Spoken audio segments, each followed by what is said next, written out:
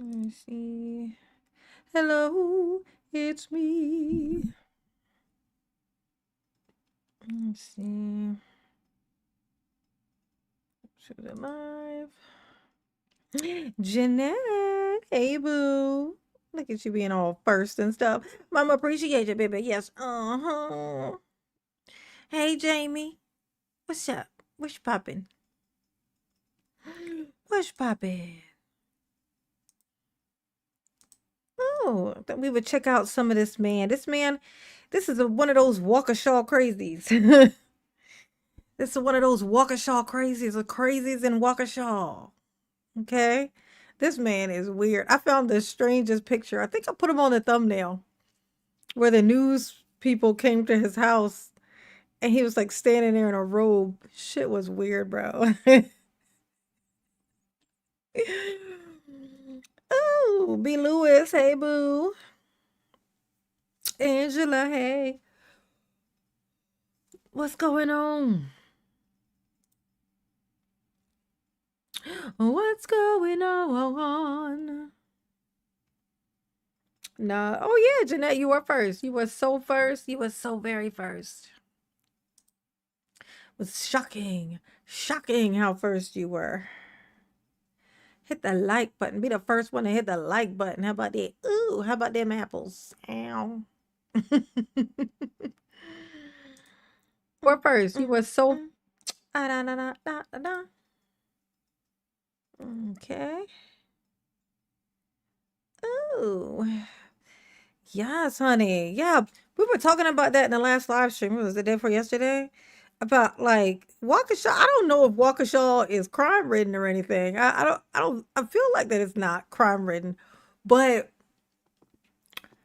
they be having the they be having the craziest crimes. But this guy right here decided to represent himself. So we had to check it out. We gotta check it out. This is like a couple weeks ago. Um that this trial was going on. So yeah, I thought I'd check it out and we get a idea of why just watching another person represent themselves and seem creepy as hell. First one on the like button. Thank you, B. Lewis. Ooh, let me like my own video too. There, let me like my own live stream. I gotta support myself also. It's by hitting the like button for me. How do I expect you to hit the like button if I don't even do it? How? The math ain't mathing. Hey Jamie, Rick, what's up? Lee Hamilton, hey boo. Hit the like button as you go in. We're gonna solve the like button riddle. While I'm doing that, we're gonna set us a nice, healthy super chat goal. You know what I'm saying? Gotta have goals. Y'all know what time it is. Y'all already know what time it is. It's the end of the month. It's the end of the month. You know what I'm saying? Oh, wait. I gotta do two. La, da, da, da. The dance. Mama ain't done a happy dance in so long. Mama does a happy dance when she reaches her goal, her super chat goal. It's been like a year. It's been like a year since I hit my super chat goal. It's been a year. It's been forever. Always and forever. Okay. Thanks for hitting the like button. Heather, hey baby.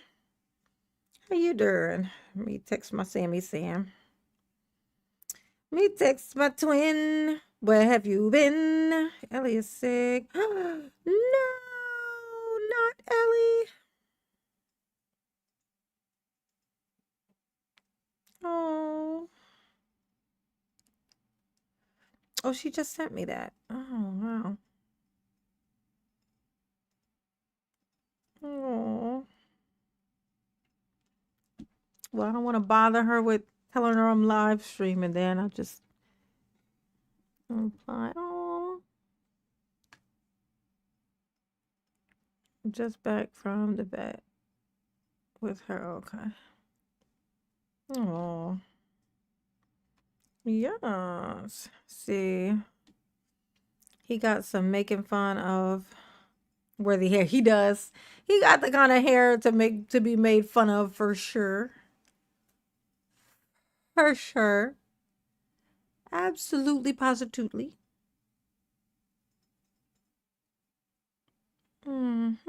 Let's see. We got that. To Chicago. Okay, let's see. All right, let's get started. We got a couple of videos to get through. We're going to start with. Oh, that's not the thingy. This is the thingy. Okay. We're going to start with this, mm, mm, mm, mm. Da, da, da, da, da.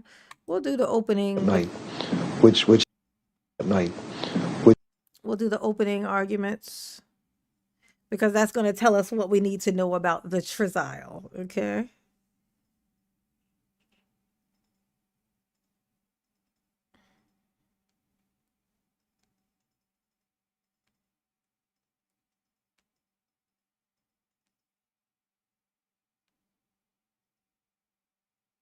B. Lewis, thank you, baby. Ooh, that's one.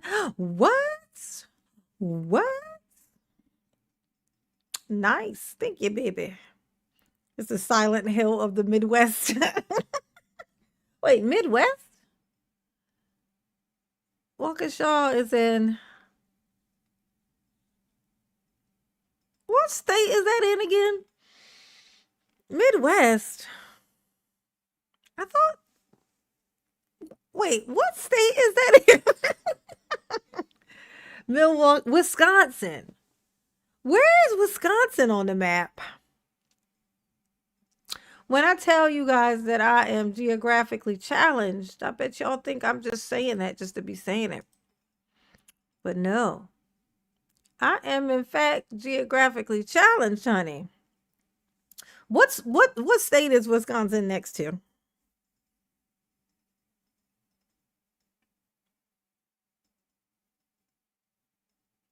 What's it next to? Oh, let me know, because Mama don't know. Mama don't know. We'll click the like button on that. Okay. We're gonna hop in here and check it out though. Let's see what we can learn.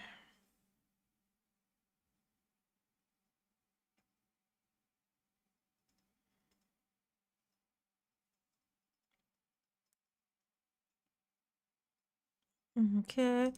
which is tampering with the evidence. Hold on. May it please the court, ladies and gentlemen of the jury, this is why we're all gathered here today in this courtroom, for Carlos, to figure out what happened to Carlos, because the evidence is going to show that on April 14th, 2024, this defendant, Kevin Lychwick, murdered him. He shot him twice, once in the torso and once in the center of Carlos's face. This is a picture of Carlos. This was a much better day for him than April 14th, 2024. Tennessee. And I think it's important before we talk about the facts of this case to give you a little bit of information about who Carlos was as an individual in life before we talk about what tragically happened to him. Carlos lived in an apartment at 1512 East North Street here in Waukesha. It's actually just a stone's throw away from this courthouse. Wait, if it's north of north of Tennessee, how is that the Midwest? How is that the Midwest? Am I losing my mind? Is the mid? I'm in Georgia, and I'm pretty sure Kentucky is like Tennessee, and then Kentucky is above me.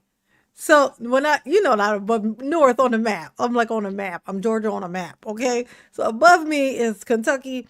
Above that is Tennessee. How are those the Midwest? Like I'm Eastern Standard Time. Am I losing my mind? Am I wrong about that? Which is north of Georgia. Okay. Tennessee is southeast.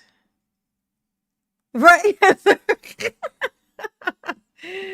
I'm not getting smarter with this conversation. I think it's going in the opposite direction. Okay, I feel like I'm getting dumber. Kentucky is above Tennessee. Oh, it is. Oh, it is. My bad. Tennessee and then Kentucky. That's right. Because Kentucky is flat on the bottom and then round on the top. And then Tennessee is flat on the top and on the bottom. But still, you know what I'm saying? You're right. But still, they're both, I think, Eastern Standard Time. Right? So how can it be Midwest is what I'm asking. Big Mitch. Oh, no chat? Okay. Well, you're here. That's enough. It's enough, Big Mitch. Okay. They call me Big Mitch. Larry Hoover. Whipping work. Ow. Hallelujah. Oh, was I right with the Great Lakes? Oh my God. Who was it that initially sent Mama's brain into this crazy place? Who said that they were in that Waukesha was like something of the Midwest? Some, oh, there it is. Oh, yeah, that's right. It was B. Lewis. B. Lewis said, Waukesha is the Silent Hill of the Midwest. B. Lewis, only you can clear this up, okay? You said this conversation into a geography lesson, and it ain't said nothing since. Okay, we need an explanation for this. What in the world? How is that Midwest? How is Waukesha in the Midwest?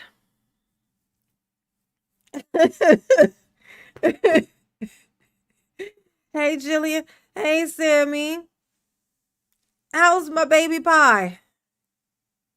Is she okay? Is she okay? Yes. Yes, she's okay. Is she okay? Oh. Yes, hit the like button, y'all. You like Sammy done told you now. Sammy done told you now. Hit the like button. Subscribe to the channel. Consider becoming a member. Do all the things, okay? Let's see. Carlos Molinado lived in apartment 1512 East North Street in Waukesha. Let's see. Was 55 years old when murdered. Planning to start his own business at the time of his death and loved going to restaurants in Tulisa. None of that has anything to do with why he is dead, how he is dead. Oh no! Not know like she's what? No what? No, not know that she's not okay. That's not what you mean, is it, Sammy?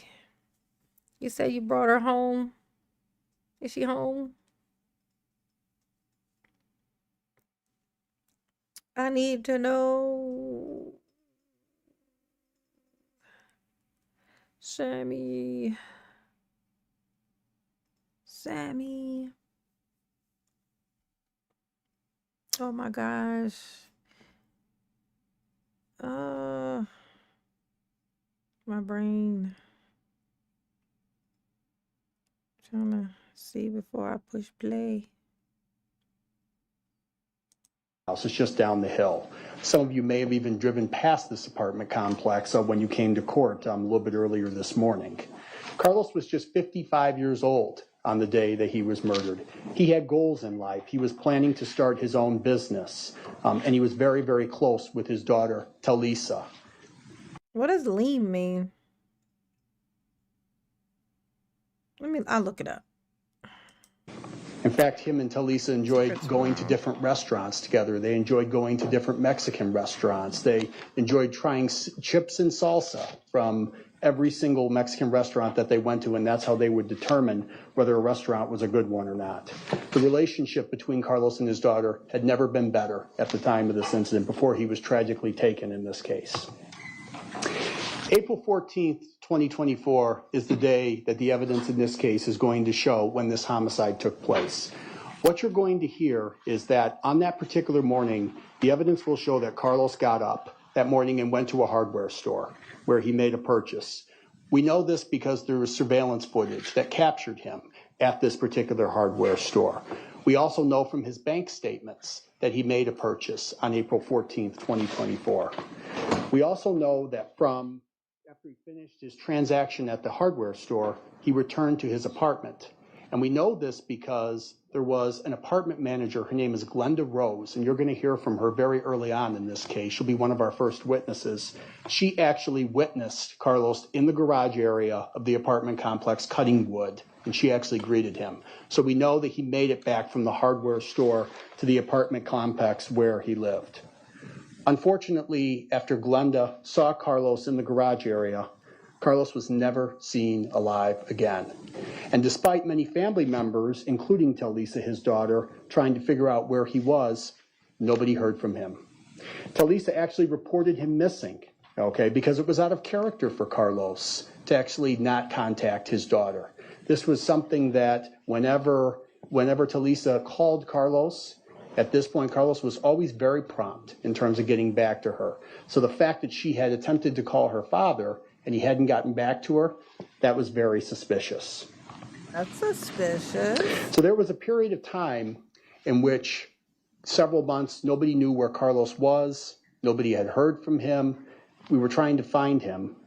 And October 30th, 2024 is when we made a very startling discovery. Oh, wait. I'm sorry, Sammy. I thought that said lean. It said learn. I am so sorry. My dyslexic ass. I thought that said lean everything. I'm looking up the word lean. It turned out to be a word that had dog in the definition, like something about a dog. It was like to put one of those leash things that's like the whole body strap thing. They call that leaming a dog. It's like putting them inside of like the little harness thing. So I was like, wait, that don't sound right. That can't be it. And it was learn. Turns out it was my glasses. My bad. Well, fingers crossed on that. Ooh. Oh my God. Jeez. What happened on that day and what the evidence will show is that there was a gentleman named Nathan Poley. Mr. Poley is a resident at 1512 East North Street, the same apartment complex that both Carlos and Mr. Lychwick lived at the time of this murder. And Mr. Poley was also a maintenance worker at that particular complex as well. Okay. And so what Mr. Poley was doing on this particular day was he was doing some yard work in the wooded area behind this particular apartment complex. So to give you a little bit of a sense of what this complex is like, this is a 2-level complex. There's units on the ground floor, and then there's a second level, and then there's additional apartment units on the second level. And then bordered to the back of that complex is a giant hill with some woods in the back area. So Mr. Poley was in this wooded area. He was doing some yard work, and he came across this blue tarp that you see depicted in this photo. Oh, wait, you said she has. Oh, never mind. Oh, I could text it. Never mind. Okay, I'm sending you a text message to me. And at first, Mr. Poley didn't think anything of this blue tarp. He thought it was just something that somebody had thrown away. But as he got a little bit closer to it, he made a shocking discovery. Underneath the tarp was Carlos's remains. And the tarp was covered, you're going to hear, in sticks, branches, and other foliage, almost as if the person who had set it there did so intentionally in order to hide what was under that blue tarp. The police get called because Mr. Poley reports what he found to the apartment manager, and the police are called, and the police respond to the scene. And ultimately, Carlos is determined to be the individual whose remains were found under that tarp because dental records were able to positively identify him as such. Okay. His autopsy was performed on November 1st. There's going to be a medical examiner that's going to testify in this case for you as well. The medical examiner is going to tell you that she found trauma associated with Carlos, that she found a firearm projectile that was located attached to Carlos's scalp. There were entrance and exit wounds, and that there was a second projectile that was found under Carlos's torso area as well, and that he had an injury to his lower vertebrae that was consistent with a gunshot wound as well. Given the length of time that Carlos was missing from April to October, his body was in a very severely decomposed state.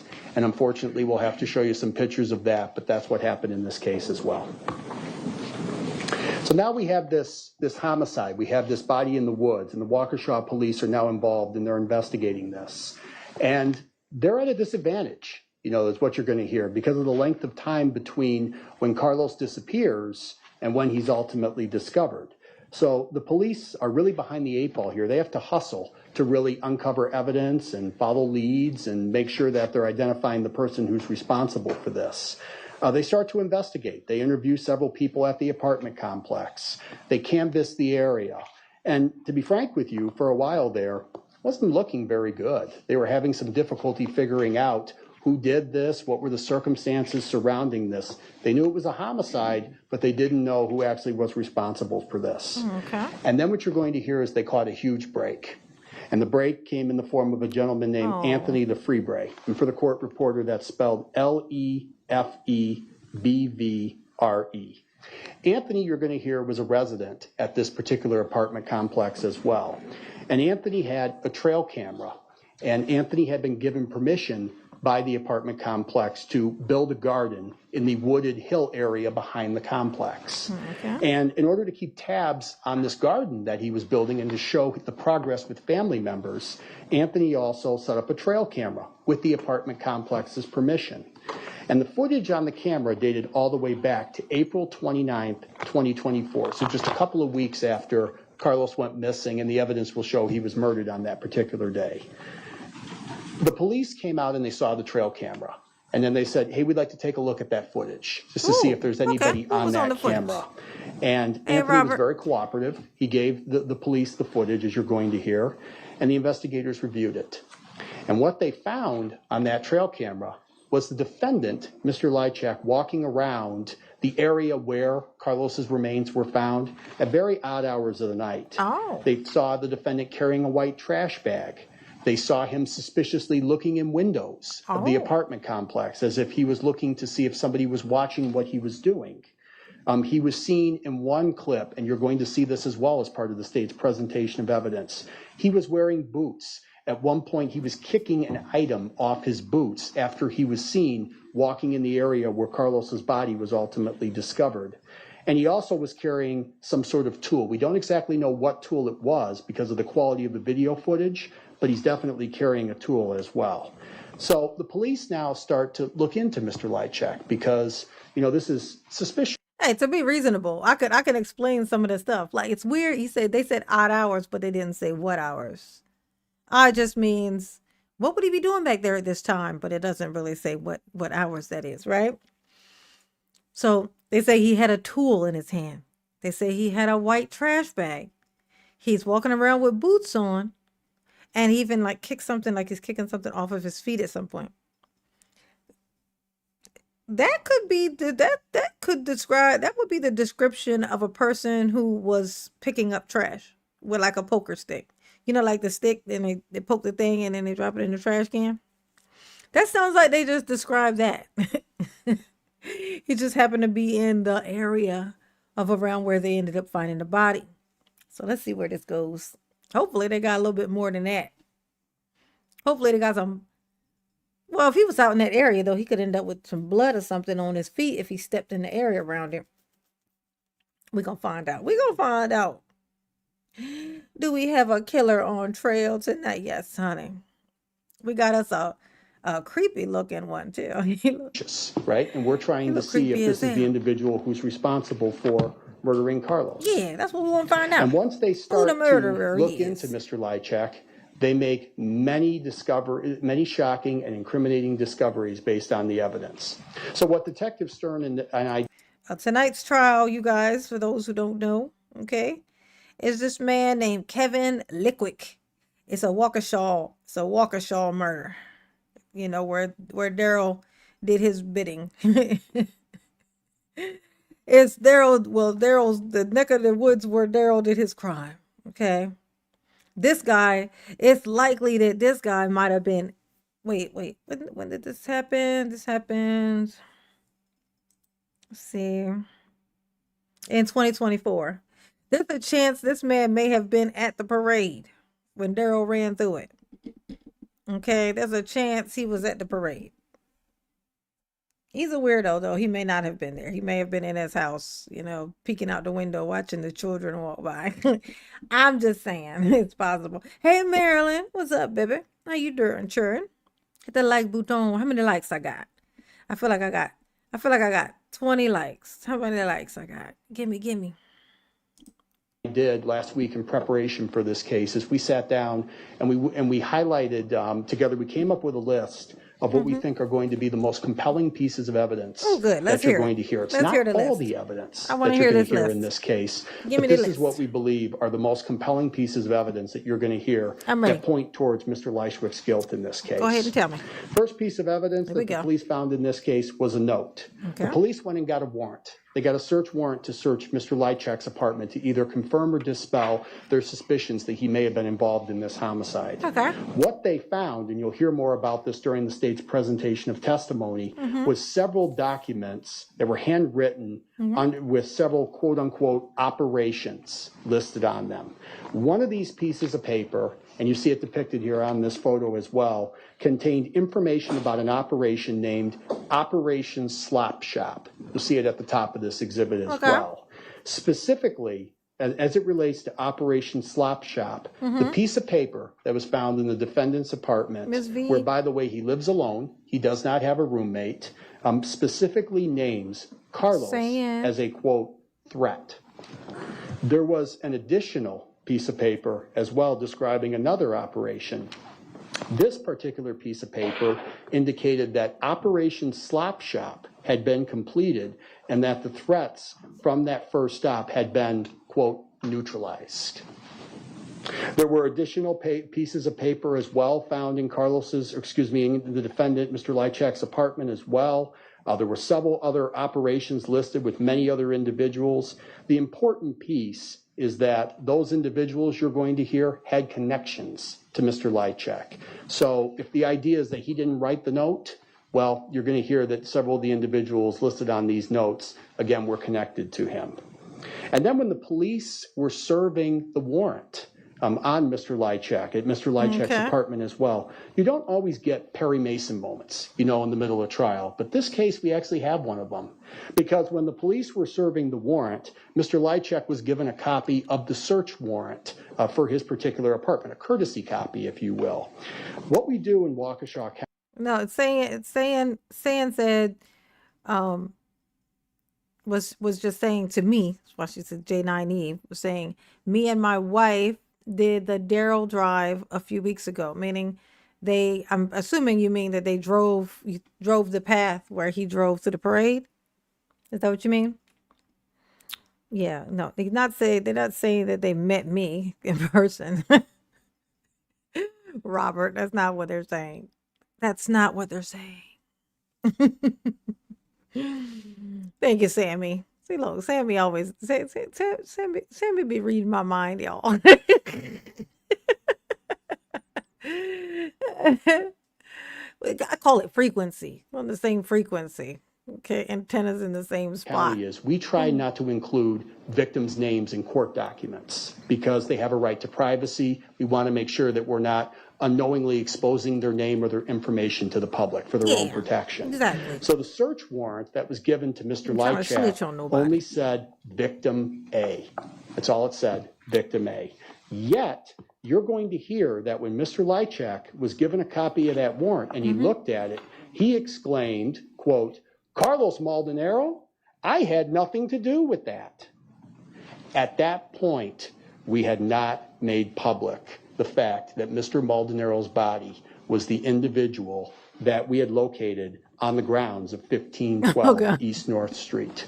The evidence is going to show that only the it's looking pretty bad for this man. I'm thinking Kevin might done did it, y'all. I'll try. I was trying to be on his side. Could y'all tell? I was trying to be like, you know what? Y'all is railroading this man and he ain't never did nothing to nobody. But it's really starting to look like he was a freak of nature, this man. Just one of those fucking oddballs that you never want to run into. Killer would have known that Mr. Maldonado was the individual who was on that grounds when Mr. Lychwick made that statement. Sir, I would like to suggest that you get the victim's name correct.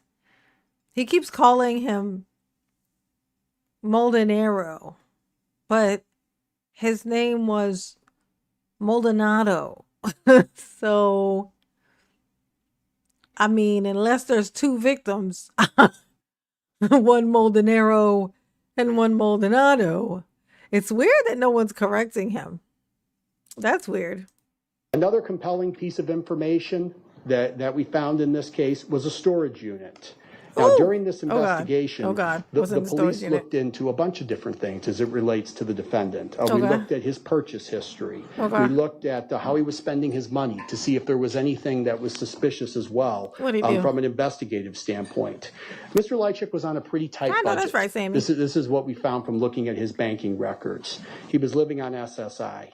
Yet, the evidence is going to show that on November 1st, 2024, just 3 days after we discovered Carlos's remains at the apartment complex. Remember, he was found on October 30th. So just 3 days All right, later, Sammy.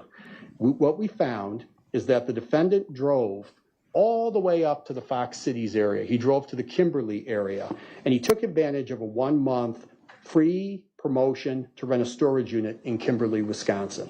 Okay. We know that on November 1st, from what we found in his phone, that he was spending hours searching for storage units here in Waukesha County. We know, as I stated, he was on a tight budget. He was budgeting about $50 for gas. This trip, round trip to go from Kimberly back to Waukesha County would have greatly blown through his gas budget. Yet, okay, we know that he went all the way to Kimberly, and you're going to hear from the representatives from the U-Haul as well, and he rented that storage unit. Okay. But he didn't rent it for very long, because 1 month later, after the free month had expired, and you're going to hear evidence to this effect as well, the defendant is seen on surveillance footage going back to the U-Haul storage facility and closing out that U-Haul unit that he had rented. Again, you're going to hear from an employee who helped him with that process. You're going to hear that the defendant was in a rush. He wanted to get out of there as soon as possible, and he cleared out the entirety of that storage unit as well. And then he made his way back to Waukesha County. What he didn't know at that time was that the police had obtained a GPS warrant for his car.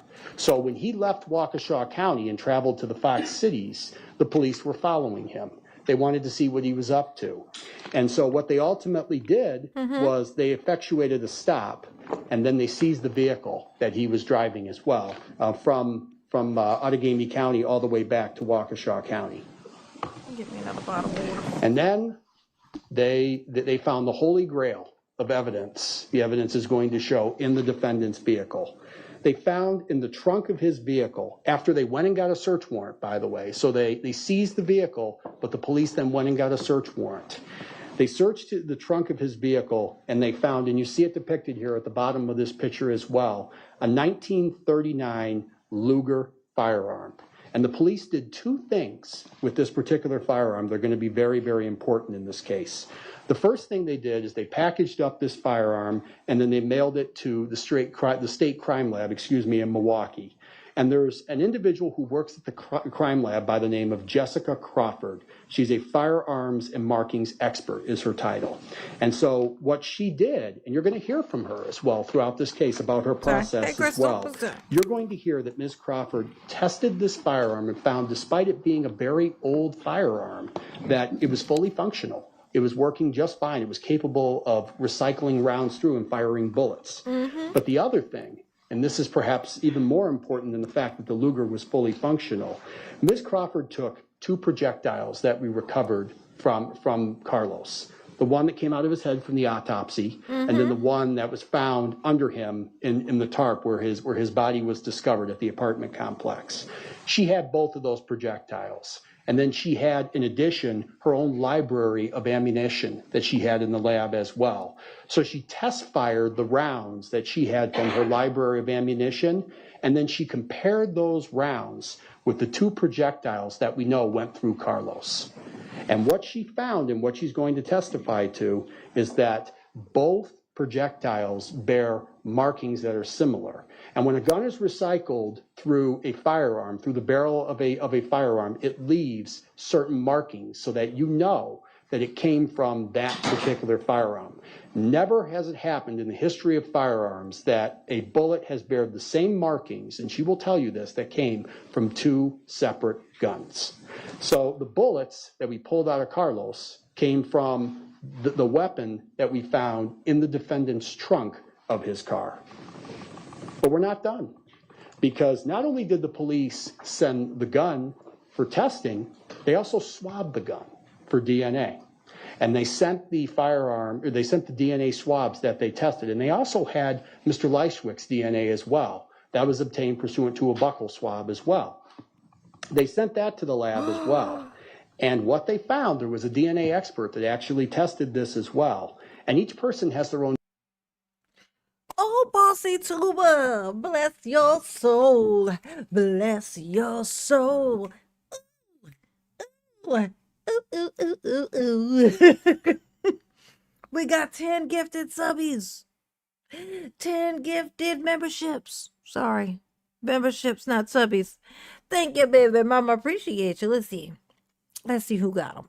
Ooh. Oh, Benjamin Kimberly is in the live stream, just not in the chat apparently.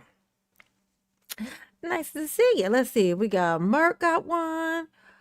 Say for always, forever, for life.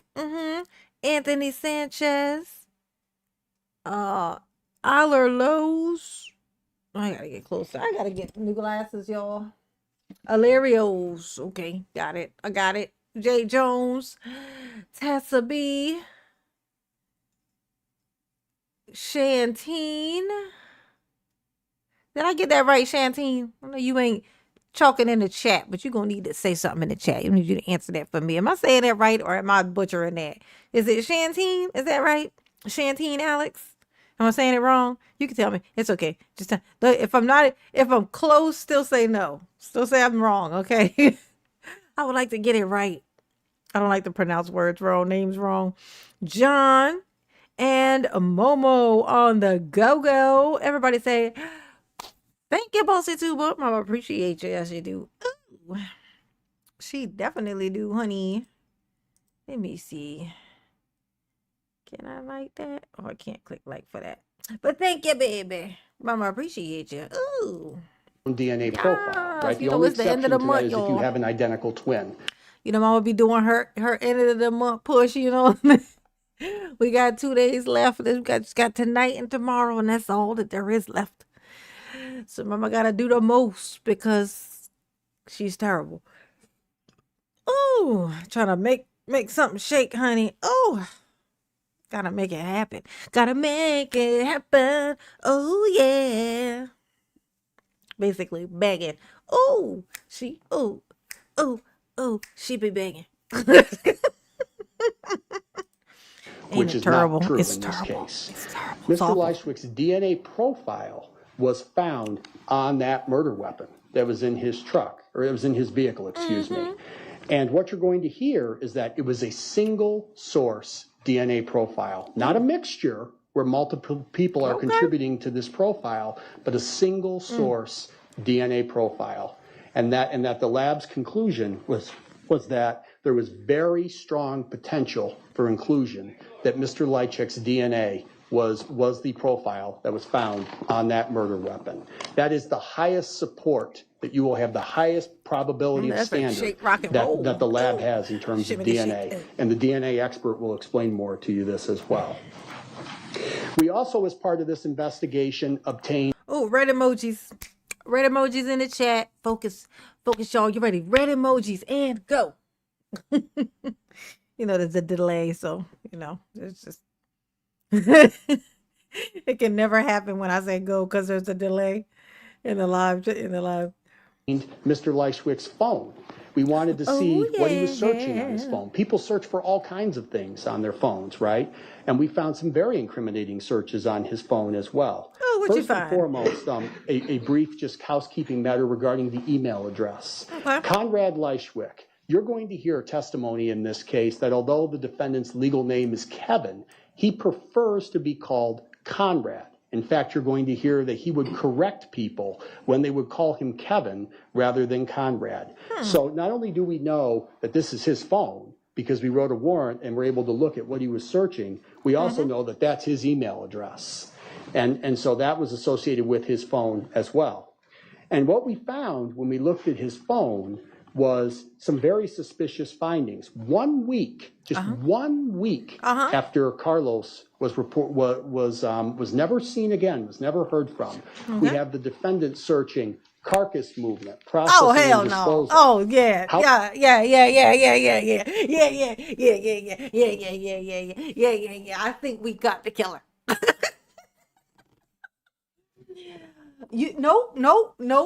No. He said carcass. That could be a dead animal. That could be a deer that he saw on the side of the road. That could be anything. Come on. He didn't say, human remains. He didn't say that. He said a carcass. You know what? Never mind. I'm still going to keep hope alive. This man might be innocent, y'all. He might be. I don't want to jump the gun on this, but it's not looking good. I'm not going to lie. It's not looking great. But you know what? That's not a smoking gun. Come on. He could have been out there picking up trash. He may have found a dead deer on the side of the road. He wants to get rid of it. He wants to do the right thing and give it a proper burial or something. You know what I'm saying? It could be anything. This don't mean nothing. This man might still be innocent. Okay? Let's not jump to conclusions here. Let me hear him say that one more time, though. Just to see how he said also that. know that that's his email address. And so that was associated with his phone as well. And what we found when we looked at his phone was some very suspicious findings. 1 week, just 1 week after Carlos was never seen again, was never heard from, we have the defendant searching carcass movement, processing, and disposal. How can I dispose of spoiled food safely? Large plastic bags and where to find them. Maps of landfill in Wisconsin. This is very suspicious. Oh, I don't know. Mr. Kevin Lychwick, it's looking like you might be the murderer. I think you might done did it. I'm trying to believe in you. I'm trying so hardly to believe in you. But I think he might be the killer, y'all. I don't want to just assume, but it does kind of almost seem sort of something like that. Maybe he might be the one. Ooh, Benjamin, hey boo, how you doing? How do you do? Ooh. What's poppin'? What's poppin'? What's poppin'? Ow. Let's see. And from the state's perspective, we believe the evidence will show that this is because he was making certain measures to see how he could dispose of Carlos's body after he had killed him. Okay, seemed like it. And there were additional certain things on his phone that were incriminating as well. Like what? November 25th, 2024. He went to Google. His phone went to Google and searched Waukesha News for November shooting. There had been no shootings in Waukesha County at that time, and we hadn't made public the fact that Carlos's death was by virtue of a shooting as well. Once again, much like the comment that he made during the execution of the search warrant at his house, only the killer would know this sort of information. Gotta tell you, Kevin, this is getting hard, Kevin. Kevin Lychwick is starting to look like you might done did it. I don't know, man. I don't know. Like they ain't even looking for a body yet, and you on the internet searching to see if they found somebody that was shot. It's just looking a little bit suspicious. Is all I'm saying. Oh, yeah. Yeah, it's looking bad. So, ladies and gentlemen, there's two counts, as Judge Moss just explained to you. There's first-degree intentional homicide, and then there's the second count of hiding a corpse. I'm not going to spend a great deal of time on this as well. You'll get the full jury instructions at the conclusion of the case at the evidence. But I just want to define a couple of these terms for you as you listen to the evidence. So the term cause, the first word in that, means that the defendant's conduct was a substantial factor in causing Carlos's death. Well, the evidence is going to prove to you that he shot him twice. Oh, oh yeah, we call him. Yeah, he wants to be called Conrad, but his name, the killer, his name is Kevin Lychwick. It's Wisconsin versus Kevin Lychwick. That's his name. So we're gonna be calling him Kevin. Okay, Kevin. Shooting somebody twice, once in the face area, pretty obvious, right? That's going to cause somebody to die as a result of that. And then intent to kill, thank you, again, you have Jeanette. the mental purpose to take got the me a life of gold another coin, human being, y'all. or you're practically certain that your conduct is going to cause the death of another Shimmy, human shimmy, being. Again, I've already touched on this. We have the notes from the apartment talking about operations and neutralizing specific targets. I didn't use the word motive, and Judge Moss already explained this to you. I'm not going to repeat that. Motive is different from intent. We have to prove intent to you, but we don't have to prove. What's up with this man's hair? I noticed it a while ago, and then I just like let it go. You know what I mean? Like I saw it, and then it just stayed a thought. It never made it out. Like like I saw it, and I was thinking, huh? But it never made it out. But what is this haircut? Like his hair is short all over. His hair is like even, and it's like the same all over. And then there's these bangs. I don't know, like he's got bangs in the front though. Like this is a bang. Like not the bang, the bang. Yes, the bang.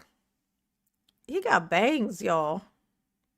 It's a choice. I mean, you know what I'm saying? Who am I Motive. to tell you Stated more can't choose simply, it? we don't have to prove why he did it, but we have to prove that he did it and he acted with intent. Yeah, and you'll get a definitely jury did it. instruction on that as well. I want to hear the. And then we have the second count of hiding a corpse. You see the elements up there. Oh, check this out, y'all. I was literally just about to say, I want to hear what how the defense, what the defense has to say to combat this. And then I remembered, oh, that's right. The guy's representing himself. We're in for a treat, you guys. We're in for a treat, okay? We waited a while for this. We deserve this. We deserve this. Okay. We worked hard for this. This is our thing. This is our time to shine. We're gonna get this. He's going to represent himself after what we just heard. I can't wait to see what he say. Oh, Jeanette, I think I'm down to like 6. I think I got either 5 or 6 unicorns left, and Jeanette's one of them. Look at that, 37 months. You know what I'm saying? You know my Sammy is, of course. I got 6. I think it's either 5 or 6 unicorn members. Wonderful. It's a good life. Okay, it's a good life. I appreciate you, baby. I appreciate you. Okay. Yes, I do. Oh, thank you, Benny, for my red flower. You smells delicious. I might eat it. I can't wait. I can't wait to hear what this man's gonna say. There as well. You're going to hear from Detective Stern in this case. I've already touched on this about the location of the pile that had Carlos's remains in it. You're going to hear that it was Detective Stern's conclusion that pile was deliberately set there. We will show you a number of pictures. You'll be able to see that there were twigs and other things and branches and things over top of this pile, almost as if the individual who put it there. Thank you, Jeanette. Mama appreciate that. Yes, you do. You know, Mama on her end of the month push. You know what I'm saying? 2 days left. Yeah. Thank you, baby. Mama appreciate you. Said, happy 3 years and 1 month of hanging with you. Yes, honey. Hanging with Mama. Ooh. Say, and many more. Thank you, baby. Did not want this pile to be found. 3 And out of again, we'll 20. show you evidence on that as well. And again, the fact of the trail cameras that I've touched on earlier as well. The fact that the defendant was seen walking around in this area at very odd times of night, okay, when there was nobody out. Oh, I've already had somebody already gave me a heads up, Robert. They said he's going to try some sovereign shit. So we are definitely in for a treat. Again, evidence of that as well. So that's the second count. And finally, ladies and gentlemen, I'm going to conclude with this. You're going to hear from a number of witnesses. You're going to hear from police where is officers. You're Joe? going to hear from specialists. You're going to hear from eyewitnesses. You're Bless going to you. hear from people who worked on this case. We have a DNA expert. We have a firearms expert.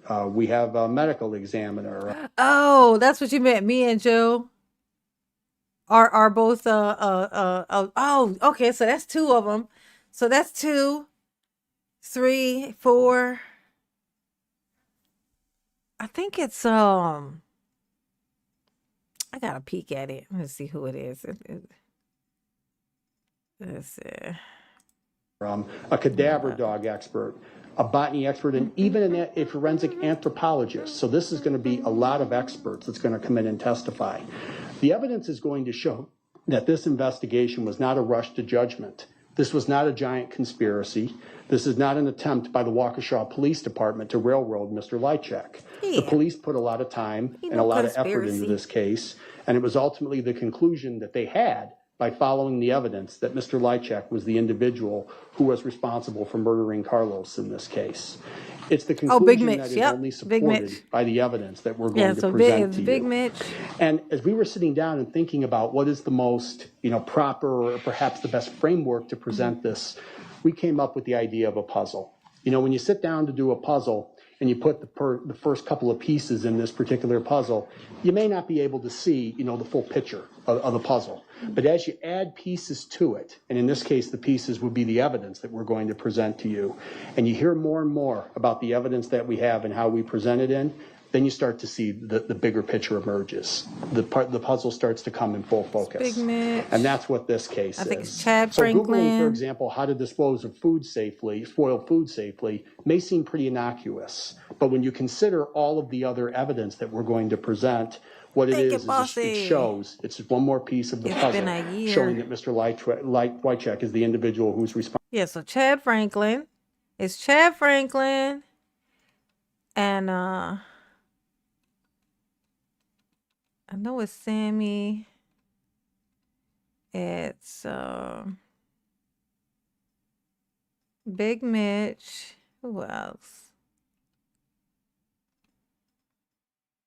Robert Baker. Let's see.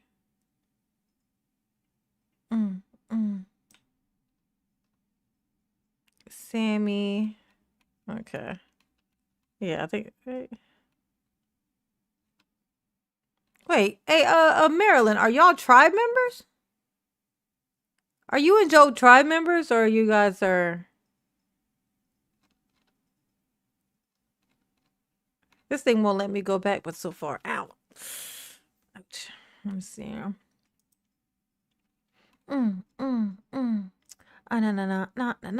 You know what I want to do? I gotta figure out how to make it so that it'll generate me a list of all my members and start doing like at the end of my videos and stuff, like where it runs up like an ending credit thing where it has all of my all my members. Oh, do you still converse with Mike TV? No, I haven't talked to Mike TV in years. But I catch him sometimes. He'll post something and I'll see it. Like he doesn't like show up in my feed. I don't know if it's because he doesn't do much on here or if it's just he's just not inside my whatever, the thing that makes you jump it, like show up in somebody's options and stuff. But whenever I see him, though, I pop in and see. I just be watching, Old Mike TV. I do catch. Still, people are like big YouTubers are still coming up with things and using his old videos. Though they're still finding his old footage and using it as references. Though, so he's like a encyclopedia. Mike TV still being used to this day with information. Okay, real Blackula. Responsible for the murder in this case. And I'll leave you with this. When you've heard all this evidence, and we've had an opportunity to address you in closing, and we're going to come before you and Oh, ask a you to find Mr. marshmallow. Lychwick Thank you, guilty of baby. both of these Little hand. serious counts in this case, With 4 I want you to fingers. keep in mind all the evidence that we're going to present to you. Because for all this evidence that we're going to show you, and I haven't shown you everything, right? We've just shown you some of the most compelling pieces of evidence.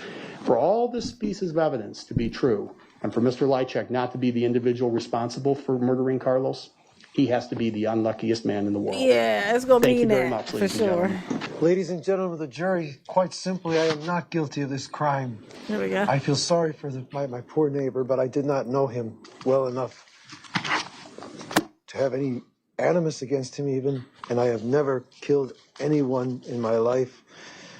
The largest warm-blooded animal that I've ever killed was a skunk that walked in front of my car by accident years ago. I am not a killer. The police in this matter have a largely circumstantial case. I don't know how exactly they circumvene on me, but Thank you, Miss V. I simply did not do this. I am unprepared for this trial. I am in poor health. I was in poor health and doctoring at the time that they arrested me, and they knew that. The police have made gross exaggerations in their reports, and I do not recognize Thank you, that fire. This is Sammy. the first time I am seeing. Oh, that's new. Is it like a fortune cookie? Yes, fortune cookie. Good luck. Yes.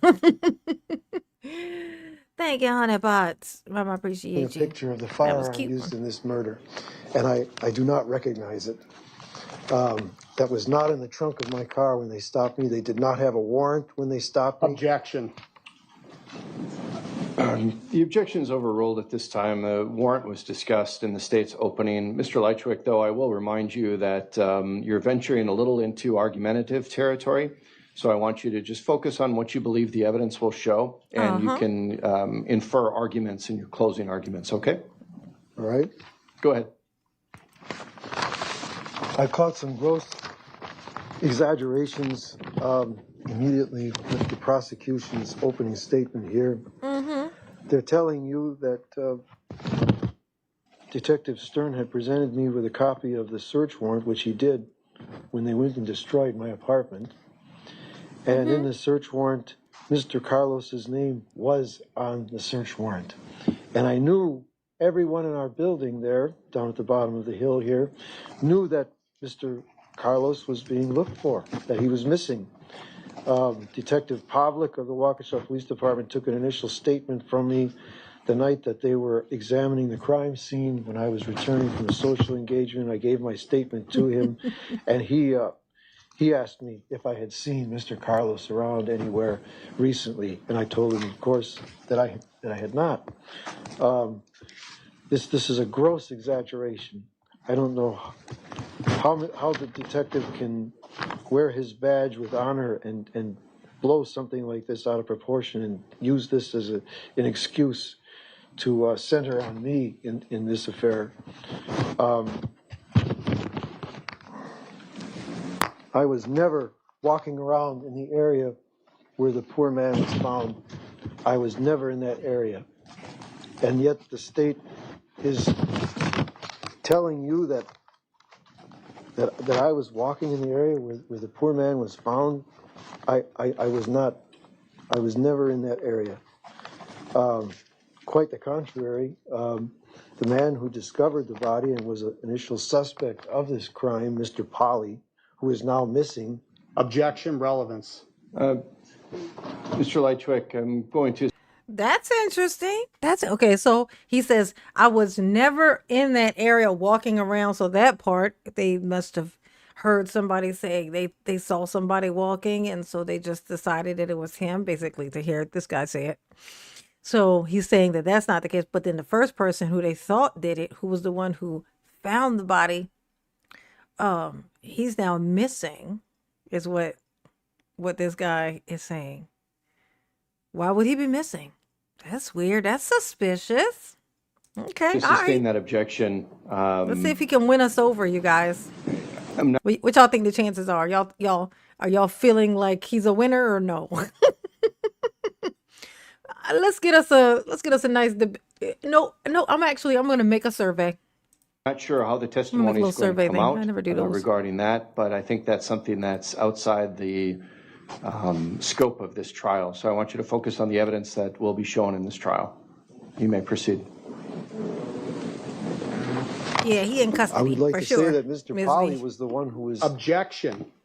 I don't know what his next statement's going to I be. know, What right? were you going to say, Mr. Lychwick? You want to say that Mr. Polly is... Mr. Polly, a very suspicious character in this building to begin with, was seen quite frequently in the area where the poor man was found, where the remains were found I of object. this poor man. Hang on one moment. Attorney Tombasco, are you objecting to that statement? Absolutely. Why is that? Because it's contrary to this court's pretrial rulings regarding Denny evidence. Mr. Lychwick, I'm sustaining that objection. At this point, I want you to focus on the state's opening, your opening, the evidence that you believe will be presented, and I'm reminding you of the scope of some of my pretrial rulings about what can come in and what cannot come in into evidence. You may proceed.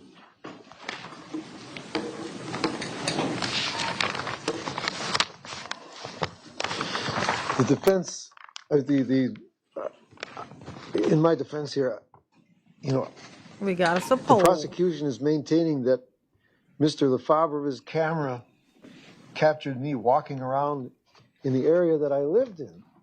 I had reasons for being out the few times that I went out at night. As anybody, I'm living in a wilderness area. We're not allowed pets in my buildings. I put food out for the rabbits. I carry a rake to clean up the area under the tree where I leave the lettuce rinds that I give the rabbits. I also curious as to where the local possums that are supposed to hang out in our pine tree. Oh, thank you, LaShonda. Thank you, baby mama. Appreciate you. Yes. Uh-huh. We got the finger hearts. Ooh. Trees live, and I was accused by the prosecution here of carrying a firearm when I was out. As you'll see in the videos that Mr. Flauber took with his trail camera, that is not a firearm, and it has been recognized as not a firearm. And if the state maintains that it is, I will object to that because it is a flashlight in an old camera case on my belt. Okay. I did not walk around with a pistol. I did have a pistol votes. in one of the bags that they Thank you, found during their Sammy. illegal car stop, and it was Objection. The objection? Again, he's violating the court's pretrial ruling. Okay. Mr. Lychwick, there were motions heard before the trial about legality and illegality of any searches. The court has made a ruling Thank that you, the searches in Sammy. this case were Got a valid Sunday. and they were constitutional. So I'm not going to permit arguments that the searches were not legal. You may continue. Well, the police did not have a search warrant at the time that they took my car. Objection. Again, that, Mr. Lychwick, is something that would be ruled on pretrial. It's not a trial issue for this jury to determine whether or not there was a warrant present. You may continue.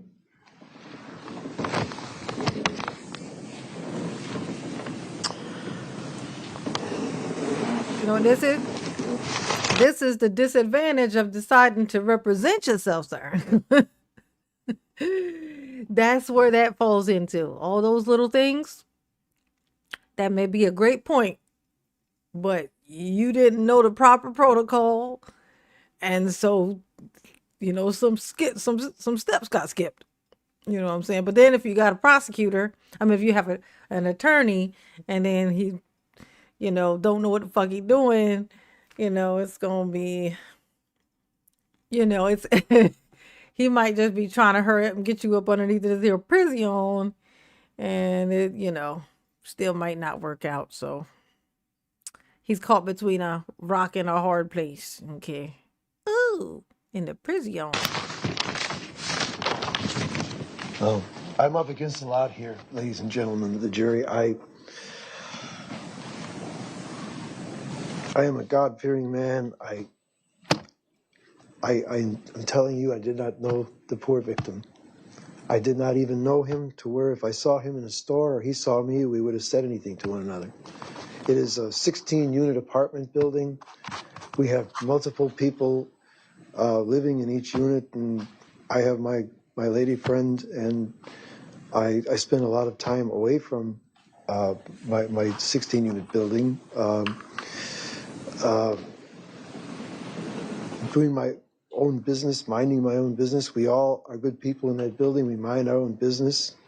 As I told the Channel 4 reporter who interviewed me shortly after Mr. Carlos was found, and this whole thing blew over. And as I told Channel 4, Leslie Clough of Thank Channel you, 4, Miss who Meek. interviewed me, this whole thing was bizarre. Right around Halloween, they find the poor man, and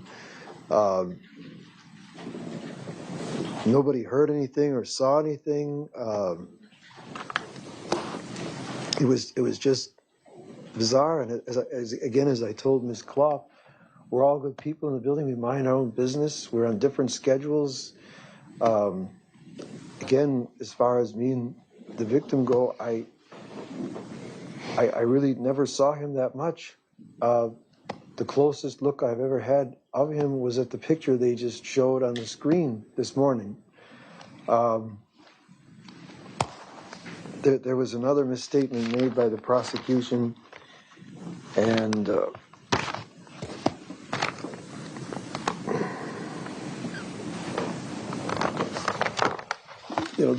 the prosecution is maintaining that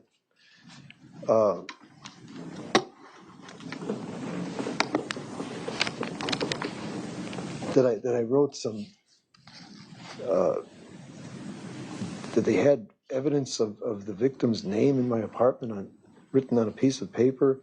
That is totally false. I had nothing at all with the victim's name on it. I did not know the victim that well. I'm sure he was a very nice man and everything, but I would have liked to have known him probably, but I simply did not. We were all on, I say again, different. Oh, no, man, this guy, I hate it when people are really good liars. I don't know if he's a good liar or not, but all I know is the feeling that I get. The feeling that I'm getting. He don't sound like he did it. And the prosecution, there was a reason why my brain kept wanting to hear the stuff a little more clear, because the prosecutor guy was just kind of, it felt he was giving me reaching feels like there's the way that he was talking. I felt like he was reaching a little bit. So, I mean, it's possible this man could be being railroaded, you guys. Like, it could be a case of they didn't feel like looking no more, so they just zoned in on him, and then they just started, I don't know, bro. He seems like he's telling. I gotta see some. We're gonna see some more stuff, though. We're gonna see some more stuff. Schedules moving around on different time frames and timelines. I am acting as my own defense because Objection.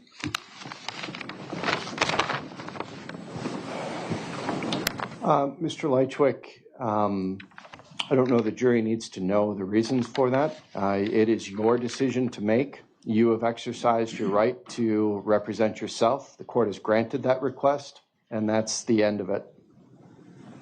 The reasons for that or behind that is not anything the jury needs to consider. it was an excruciating decision, Your Honor. Mr. Lychwick, that's not anything the jury needs to consider in trying this case. That's not for the jury to consider in their deliberations, okay? So move on, please.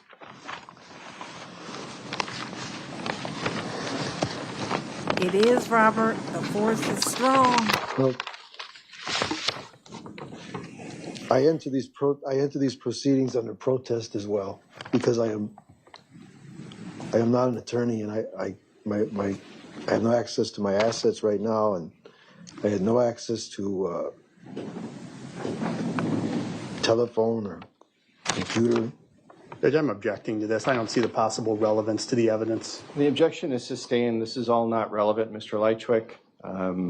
You are in court now representing yourself. You are held to the standards of an attorney. And you, if you have anything else regarding what you anticipate the evidence to show in this case that's relevant, you may present that.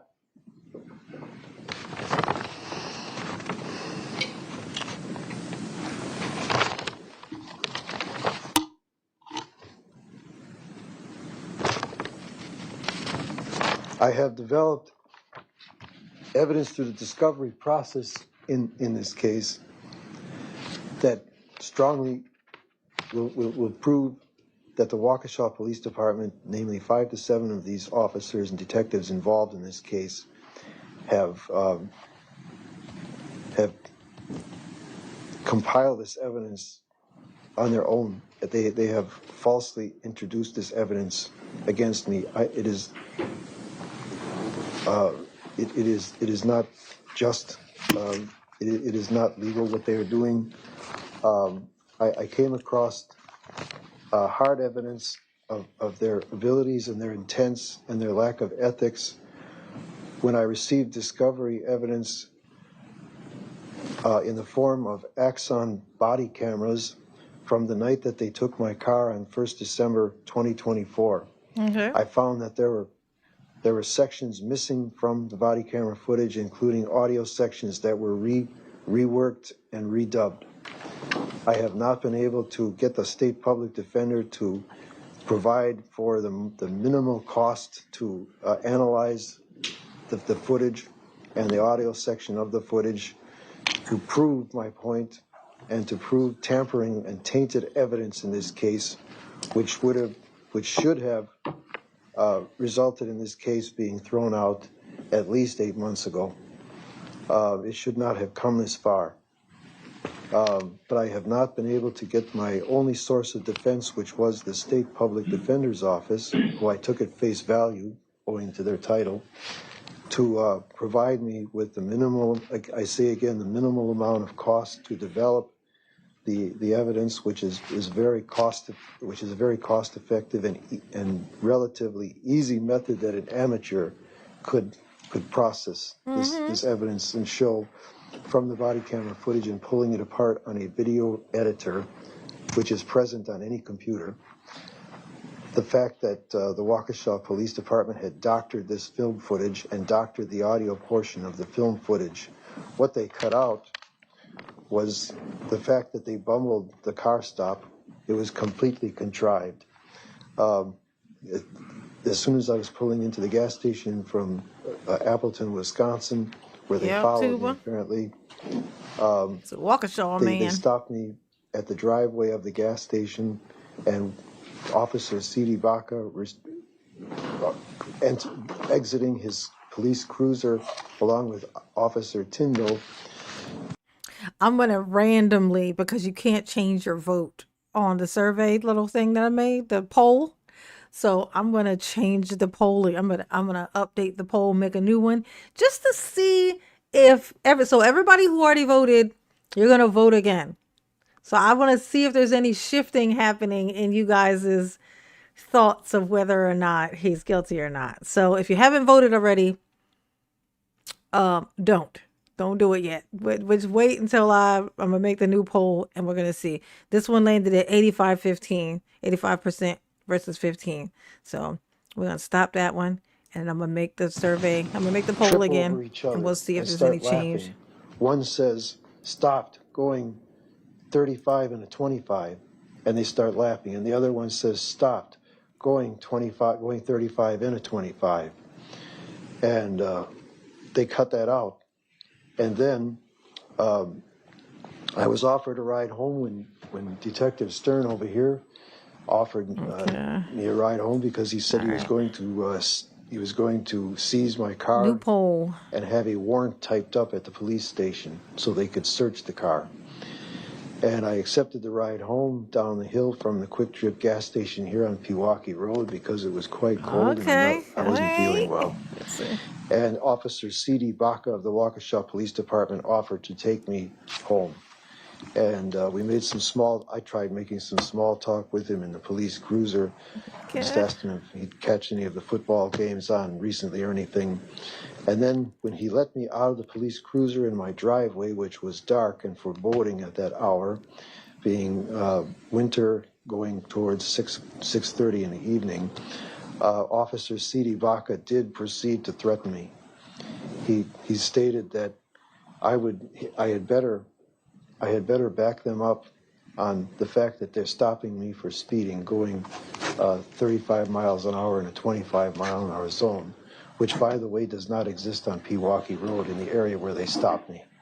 And I Ooh. looked at he was standing in the shadows with another officer behind him, who also pulled up in a police cruiser in my driveway, and they were holding on to their pistols. They had their hands on their pistols in a threatening manner, and I didn't know what was going to happen. And I looked at them, which you'll still see on the body camera footage if they show it to you, my reaction to C.D. Vaca's threats are, yeah, all right, God. And I just wanted to get out of there and get into my apartment at that point. That they left into the body camera footage, but otherwise they have me saying, sure, the words coming out of my mouth were not those that I actually stated that night, which is tampering with the evidence, which is fraud. I was made to say, as you'll see on their version of the body camera footage, definitely, I agree with you. You know, have a good night and all this kind of stuff. That was not in the original Axon body camera footage filmed that night by the two police officers. That is tampering with evidence. I have tried to bring that before the court. I wanted to. I have the chain of custody of that evidence here, which shows considerable attention to Officer C.D. Vaca's Axion body camera footage and Officer Tyndall's body camera footage. I can show that according to the jargon used with digital technology now, they call the data acquired by the filming and the audio portion of any body camera footage. And indeed, many of the footage that we ourselves are prone to photographing when we use our cell phones and everything is called checksum data. And in the evidence that I have in my All right. If you guys voted in the last poll, I want you to vote in the one that's on there right now. I just doing a check to see if anybody is changing their vote. Like basically if you're being swayed, this is how I'm going to gauge if you guys are being swayed by him. Like, is he convincing to you? Is it giving he is he's an innocent man? It's starting to look suspicious. I mean, it is to me. You know what I'm saying? To me, I'm starting to suspect that it's looking suspicious. So I'm just trying to gauge. So far, I can tell you, out of 11 votes, we only got 13 votes last time, and it was 85% to 15. Already, right now, we're 64 to 36. So I think it's starting to feel like the people might be buying what this man is selling. It's just a feeling. For me, it's a feeling. It's like a feeling that I get, with people. Like, it's something about it. I don't know. Like the evidence, it can all be kind of explained. And then some things aren't even things that, like there's things that they deliberately are trying to hide. Like the guy that they first thought did it, if he disappeared, that's suspicious. Like the guy who found the body is also the one who said he saw him walking around there, I think he said. So, and now he's missing. That's weird. That's suspicious. You know what I'm saying? 12 votes, 67% to 33. I need one more vote, and then I'll have my data. disposal, which was presented to me on discovery by the prosecution and the police. I'm assuming they didn't think that me and my defense would come across this, but I did, and it clearly shows that they have changed this checksum data at least twice on C.D. Vaca's body camera footage. Again, I strongly urge the jury to consider the tampering of evidence in this case. This case Bird should have been bedtime. dismissed Short at cake, least short 8 months snack. ago What's when I up? discovered this evidence, which was given to me late by my first state public defender attorney, who was Oh, there it is. Yep. Okay. So he's getting a little bit more support than he got on the last poll. 71% to 29. That difference. That's a pretty big difference. It was 85. So it's like 3/4. No, that's not, my math ain't right on that. But it was 85 to 15, and now it is 73 to 27. So definitely definitely more, a little more support. So he need to keep it up, not do anything weird and erratic, because you could lose it real fast, sir. grossly inadequate and not providing me the correct defense that I needed, and I was forced to terminate him as my public defender.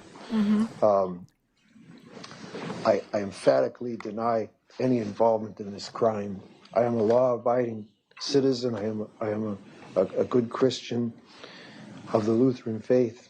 I am a responsible citizen. I am an ex-police officer myself. I served as a security police officer in the United States Air Force.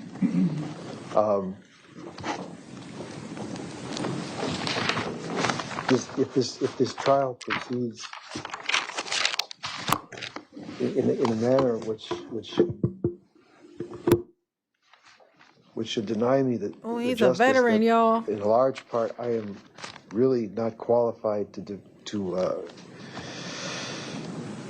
oversee, as I am not a trained attorney. This will be a travesty of justice. I ask you to please consider the fact that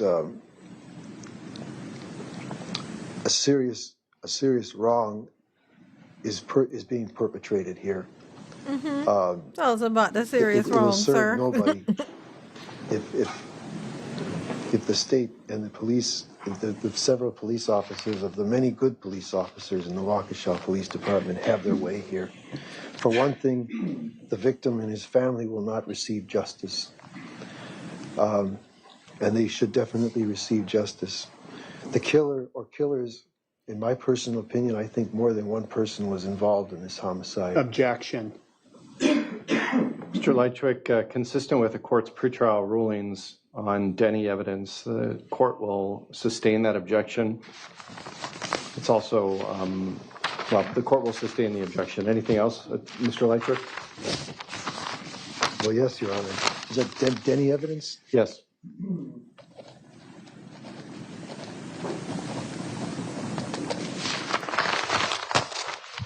And I must ask you to consider the fact that a person is considered innocent until proven guilty in this country. And I certainly am not guilty of this crime. And if a travesty of justice is allowed to take place at the culmination of this trial, the perpetrators of this crime will be allowed to roam free and perhaps kill again. You should consider that. The police should be put on the track of whoever did this to this man again, because while I'm in custody here, the state is under the false impression that they have their man, if you will, and they're not looking for the killer anymore. That is a serious miscarriage of justice in itself. That is a serious safety issue for public at large. I ask you to please weigh that in here as well.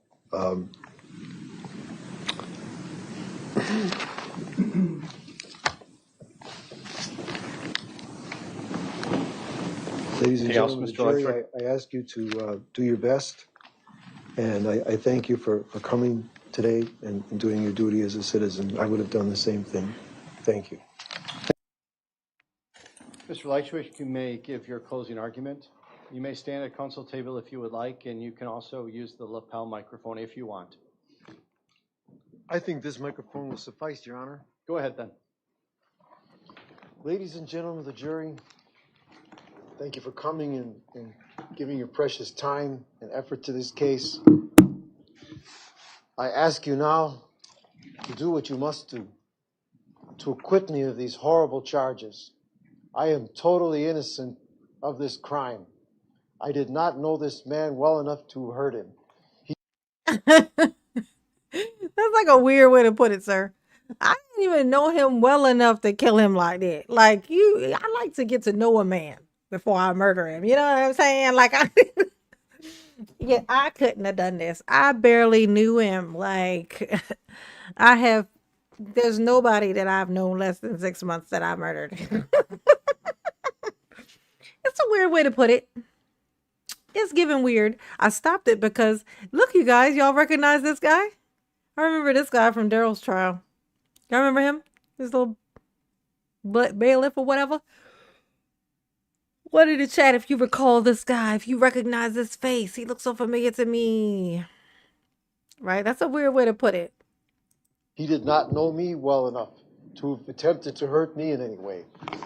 We were neighbors, but we did not know each other. Mm-hmm. The defense argues that I went on top of the hill. They take broad liberties with the truth and with their idea of facts in this case. But the fact is they have no proof that I was ever even on top of that hill. I have established that I have a right to be out in my own yard and do whatever I do. They have no proof that I even spent all the time they're saying I did on the night in question when they're insinuating that I had something to do with the handling of poor Mr. Maldonado. They don't know that I went home and that I was on a hike looking around for possums that lived in my yard and feeding my rabbits because I couldn't sleep that night, that I normally would put my tools down and go for a run up and down the hill or a quick trip to buy groceries at all hours of the day. Yeah, tell us about During it. the daylight hours, I use a jogging stick.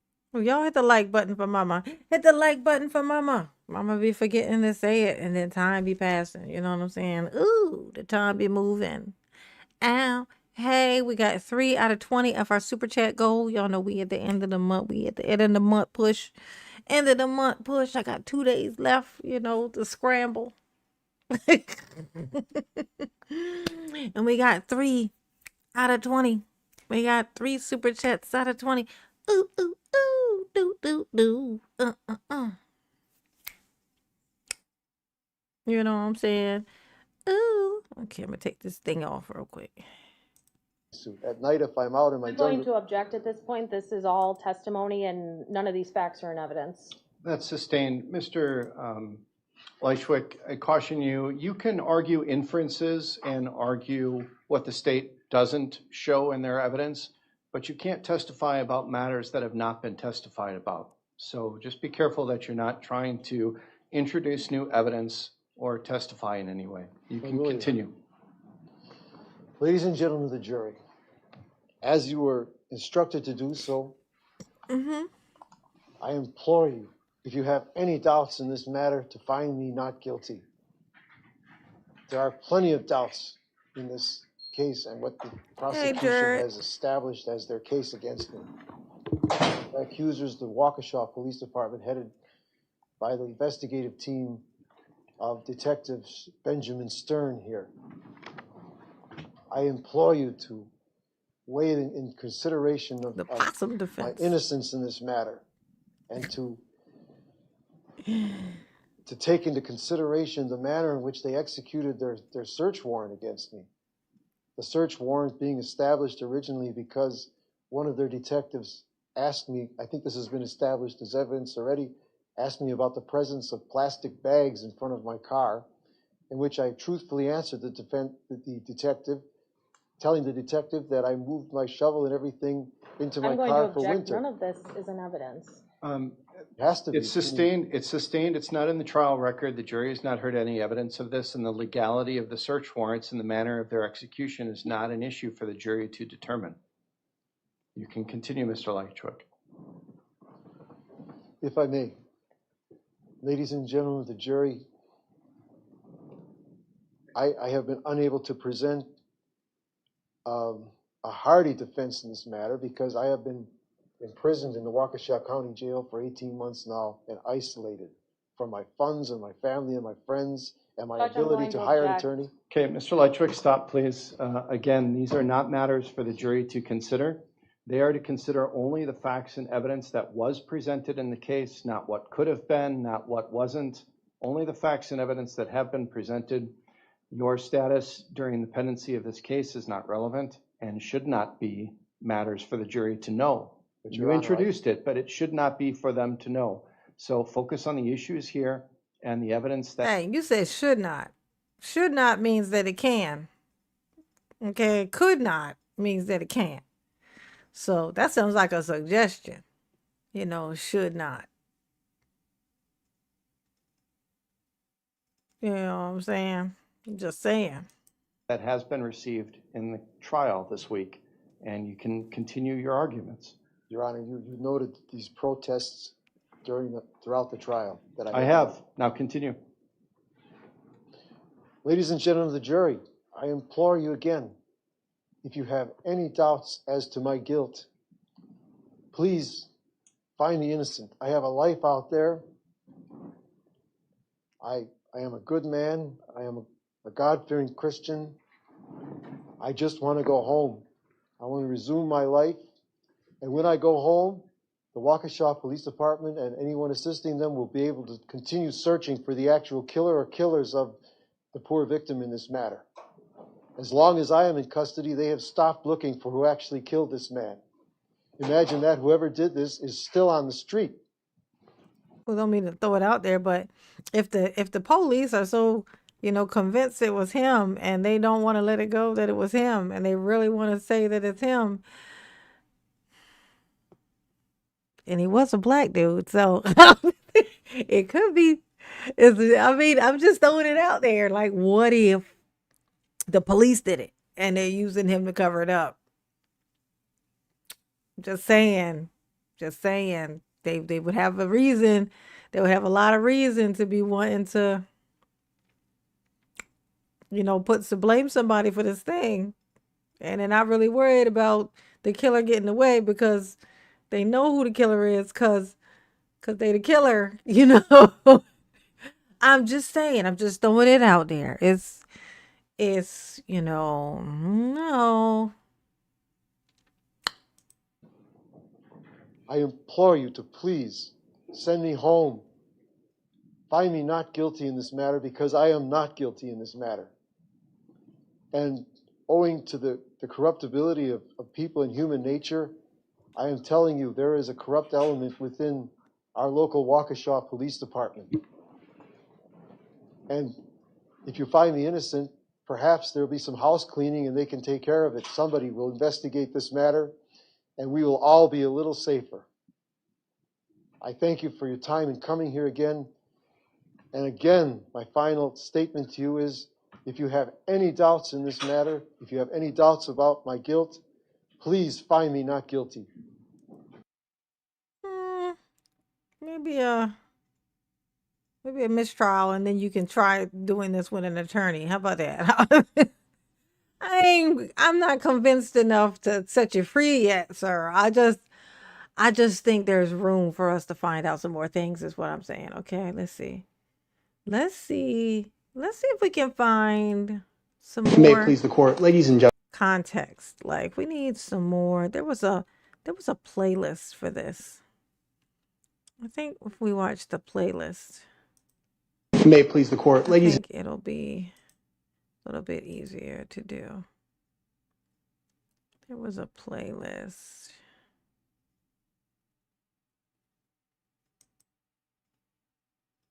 No.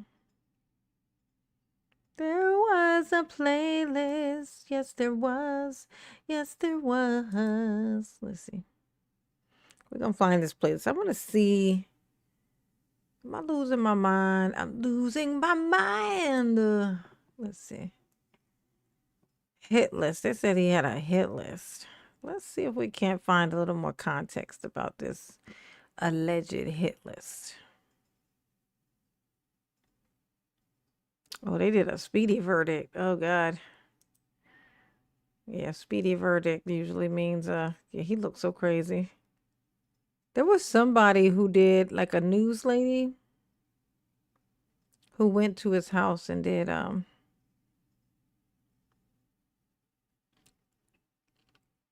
They went to his house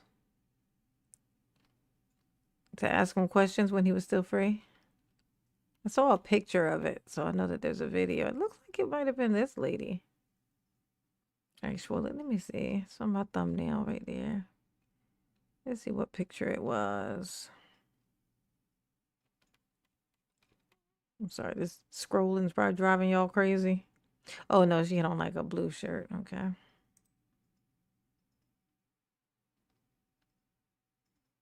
No. Okay.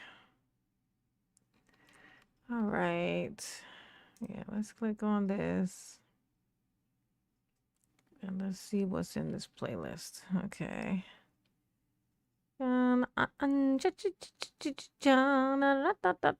Victims remains so. Oh, here we go. Let's try this. Amy Scheel, AMYSHEIL. Dr. Shield, how are you presently employed? I'm an associate medical examiner for Waukesha Oh, County. y'all remember her? And how long have you been so employed? 11 years. Madam Clerk, can you please turn on the screen in front of the witness? Dr. Shield, on the screen in front of you shortly is a 7-page document that will be marked as State's Exhibit 117.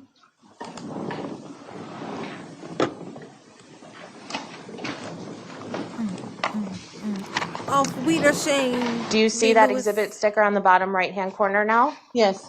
Okay, and then scrolling through exhibit number 117, do you know what this is? This is a copy of my curriculum vitae, or CV. And what is the purpose of maintaining this CV over the years that you've been associate medical examiner? It's a record of my education, training, past appointments, current employment, any papers or book chapters I've written.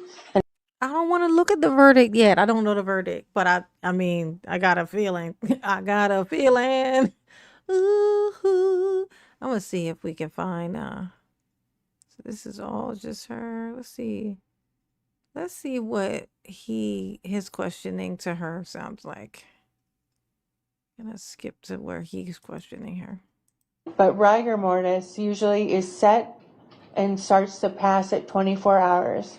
So once rigor mortis has She calls it rigor oncoming, mortis. becomes set, and then passes, She calls it rigor mortis. I always thought it was rigor mortis. it doesn't come back. Livor mortis, same thing. For at least 12 hours after death, that red-pink color to red-purple color of blood pooling will blanch if pressed. After about 12 hours, it no longer blanches when pressed.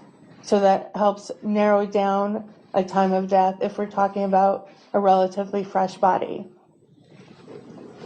We talked about environmental factors, or you at least referenced it, and how those can affect the decomposition feet in the black plastic sheeting. Is this the baseball hat in Exhibit 131? Yes. Now,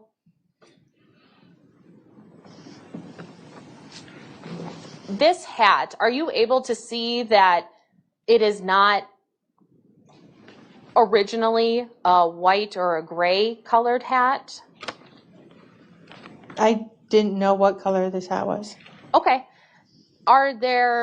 Is this dirt or biological fluids or tissue? I mean, what's on here? Do you know? There is some biological tissue and maybe some dirt, but a lot of it looks like decomposed tissue.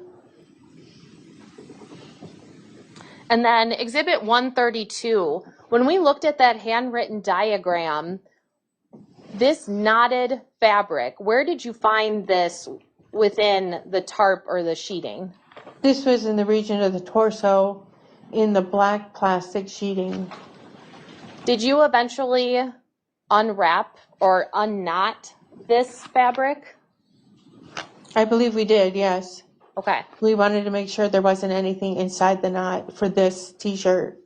It was saturated with liquid, so the likelihood of there being anything evidentiary besides, say, an object in the knot was small. Different than the ropes that you saw on each of those 4 sections of Mr. Maldonado's body where you kept those intact. Correct. Okay. Moving on then to Exhibit 133. What are we looking at here? Yeah, what we looking at now? These are Mr. Maldonado's shoes. They're navy blue and black with white soles.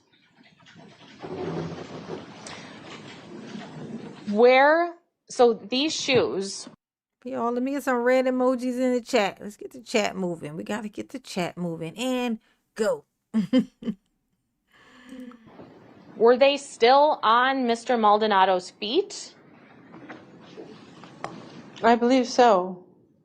So at this point then, all of his feet bones were still inside of the shoes he was wearing. Correct. Now looking at Exhibit 134, what is this? This is some adhesive tape which was adherent to his hand bones. Not the black plastic sheeting or the tarp. Correct. So we have tape in several areas of Mr. Maldonado's body. We have tape on his actual hand bones and tape on the black plastic sheeting that's Yes. surrounding him. Yes. Then moving on to Exhibit 135, where's this tape located from? This tape was on the right side of his torso. I don't know if it was originally adherent to the black plastic or if it was tape that, came loose from his hands. Okay.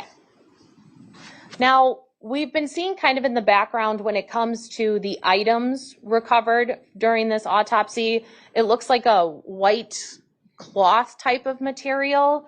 What is the reason why you're placing all of these items on this cloth?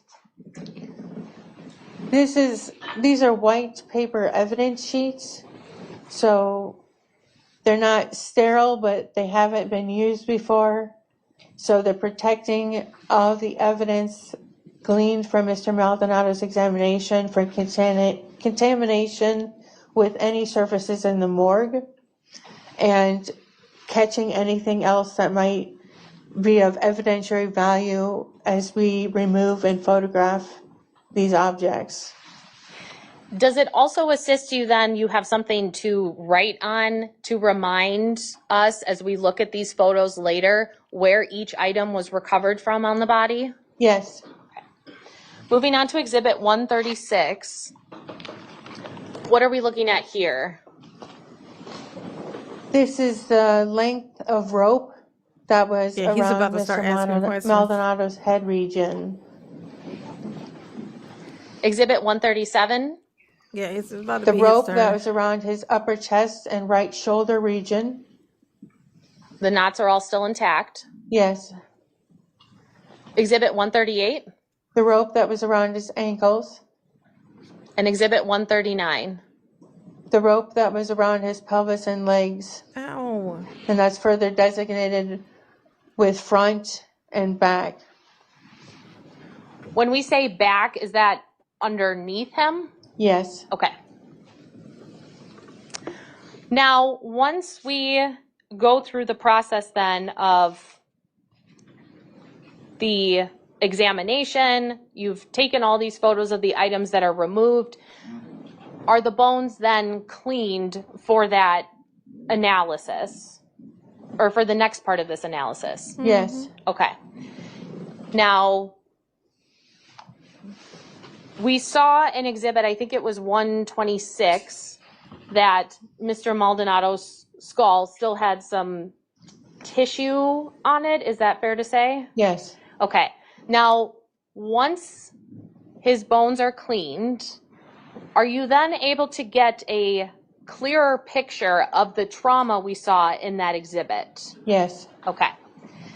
Moving on to then the packet with exhibits 169 through 172. Starting with 169. This is still Mr. Maldonado's skull, is that correct? Yes.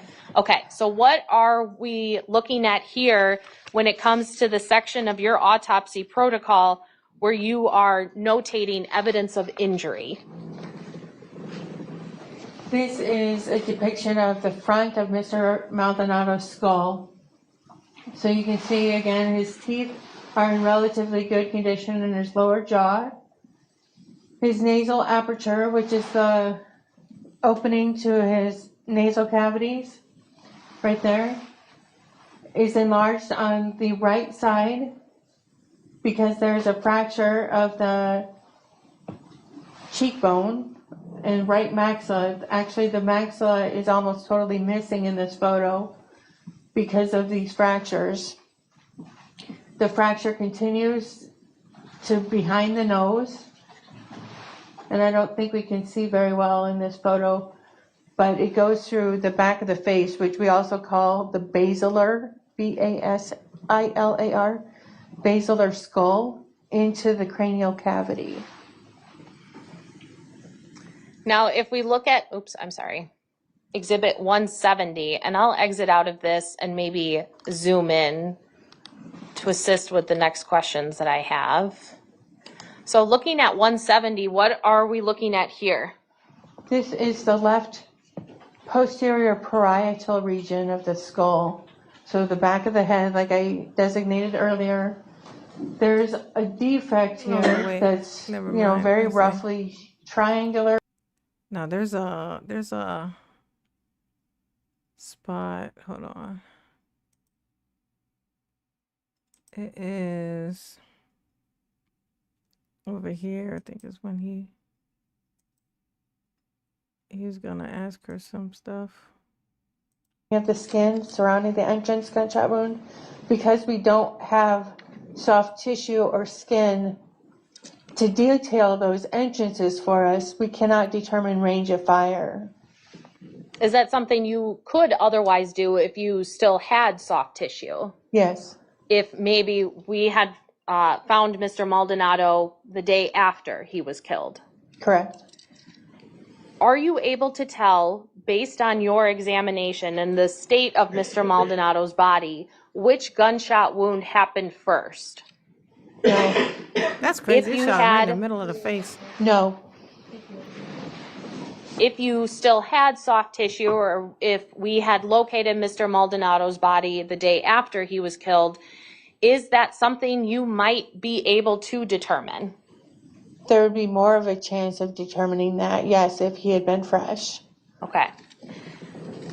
When we talk about the L2, and I think in general, when people think of the spine and an injury to it, a very quick thought is possible paralysis. Would that be fair to say? Yes, Are you able to tell, based on the path of travel of this bullet, whether or not Mr. Maldonado would have been paralyzed from this gunshot wound? I don't know if he would have been or not. This particular vertebra sits at just the level where the spinal cord branches. There's the terminus of the spinal cord, and it branches into a lot of little tentacles that look like a horse's tail. That's why it's called the cauda equina. That's Caudaequina. So L2 designates the point at which the spinal cord separates into the little nerve trails that are called the cauda equina. So it's very possible that his legs would have been paralyzed or he would have suffered a spinal cord injury, but I wouldn't be able to tell you exactly because everybody's a little bit anatomically different how that would have manifested in Mr. Maldonado. It would have been a low paralysis, meaning a low spinal cord paralysis, had he been paralyzed. Attorney Thompson, I'd like to take a break now if we could. Sure. All right, so let's take a 10-minute break, and we will resume. Again, I'll remind you, ladies and gentlemen, to not discuss the case amongst yourselves in about 10 minutes. Oh, okay, sure. Yeah, I Damn it. Let's see. May it please the court, ladies and gentlemen of the jury. That's the opening. It's new evidence or testify in any way. You can William. continue. Ladies and gentlemen of the jury, as you were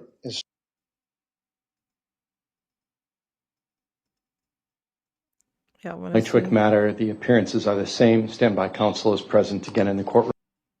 You're about to give in this matter before the court shall be the truth, the whole truth, and nothing but the truth, so help you God. Yes, ma'am. You can have a seat. When you situate yourself nice and close to the microphone and are ready, please start by stating your name, spelling your first and last for the record. It's Detective Tyler Bauer. Tyler, Tyler, Bauer, I think Tyler did it. Bauer. Attorney Tom Bosco. I don't know, that hair, Tyler, that hair is giving me you did it. It's just a feeling that I get. I don't know. There's something shifty about Tyler. Y'all let me know. Is it just me or does Tyler give him suspicion? Like he just looks shifty. Like it's something shifty about Tyler. That hair is giving, he stays up all night. It just looking like maybe he might have a problem. You know what I'm saying? Oh no, this look ain't doing it. Okay, it ain't doing it. Let's check it. Let's see. This says this clip says it says rope tied to chair found in accused killer's bedroom.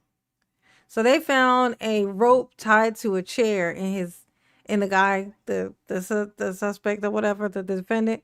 They found a rope tied to a chair in his bedroom. Okay, let's see what they got. Let's see what they got to say about Thank it. you very much, Your Honor. Good morning, Detective. Are you a specialist at the Waukesha Police Department, sir? I'm a detective. Okay, so your rank is detective, sir. How long have you been in law enforcement, sir? A little over 11 years. And as it relates to your role in this case, were you assigned to help investigate the death of an individual in this case? Yes, I was. And that individual was Carlos Maldonado, is that right? Correct. And in the course of your work in this particular case, did you ever have any contact with Kevin Lychwick in this case? I did. And directing your attention to November 26th of 2024, did you assist with the execution of a search warrant at Mr. Lychwick's residence? I did. And for the record, Mr. Lychwick's residence is at 1512 East North Street, apartment number 11? This prosecutor refuses to say anybody's name right. He keeps calling the guy Lychwick. It's Lychwick, right?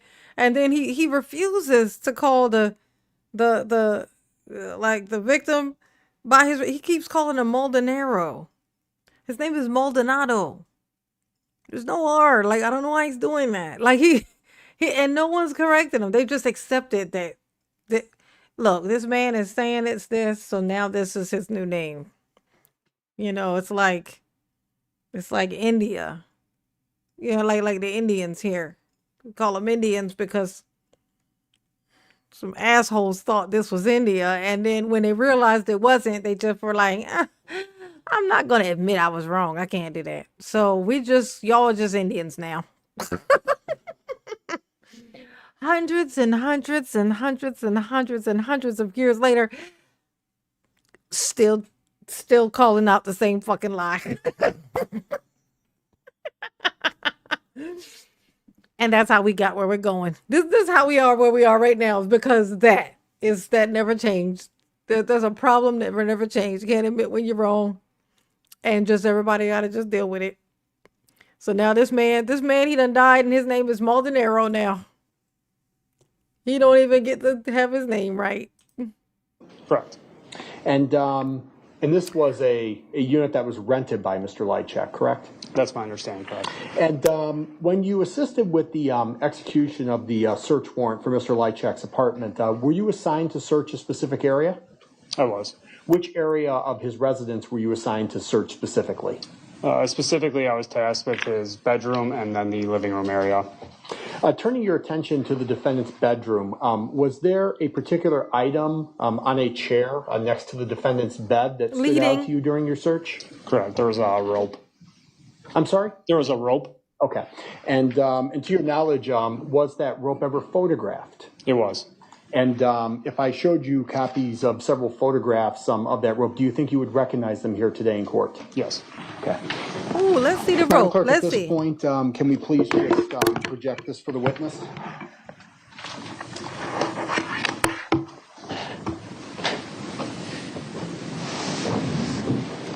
Now it better not just be a rope thrown across a chair.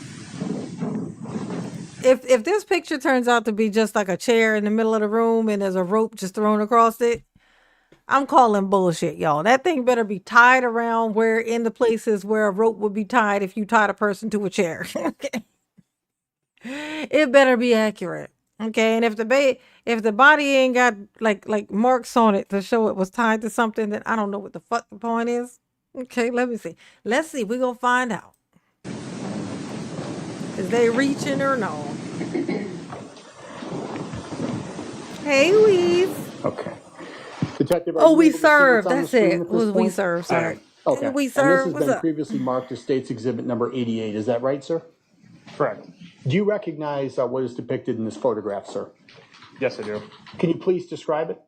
It appears to be a knotted up or tied white piece of rope around what appears to be a folding chair.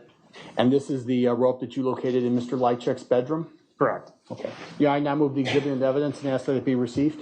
Mr. Lychwick, do you have any objection to the receipt of exhibit number 88? The defendant is refusing to acknowledge the court. Exhibit 88 is admitted. Thank you. Now, Detective, turning your attention to what has been marked as State's Exhibit number 89, do you see that on your screen as well? I do. And can you please identify You need what to is show us depicted these on this pictures. I photograph, want to sir? see. Again, it appears to be a white rope knotted or tied on what appears to be the leg of a folding chair. And this is the same rope that was recovered in Mr. Lychwick's bedroom, sir? Correct. Yeah, I now move the exhibit into evidence and ask that it be received. Mr. Lychwick, do you have any objection to the admission of exhibit 89? Mr. Lychwick is not acknowledging the court. Exhibit 89 will be admitted.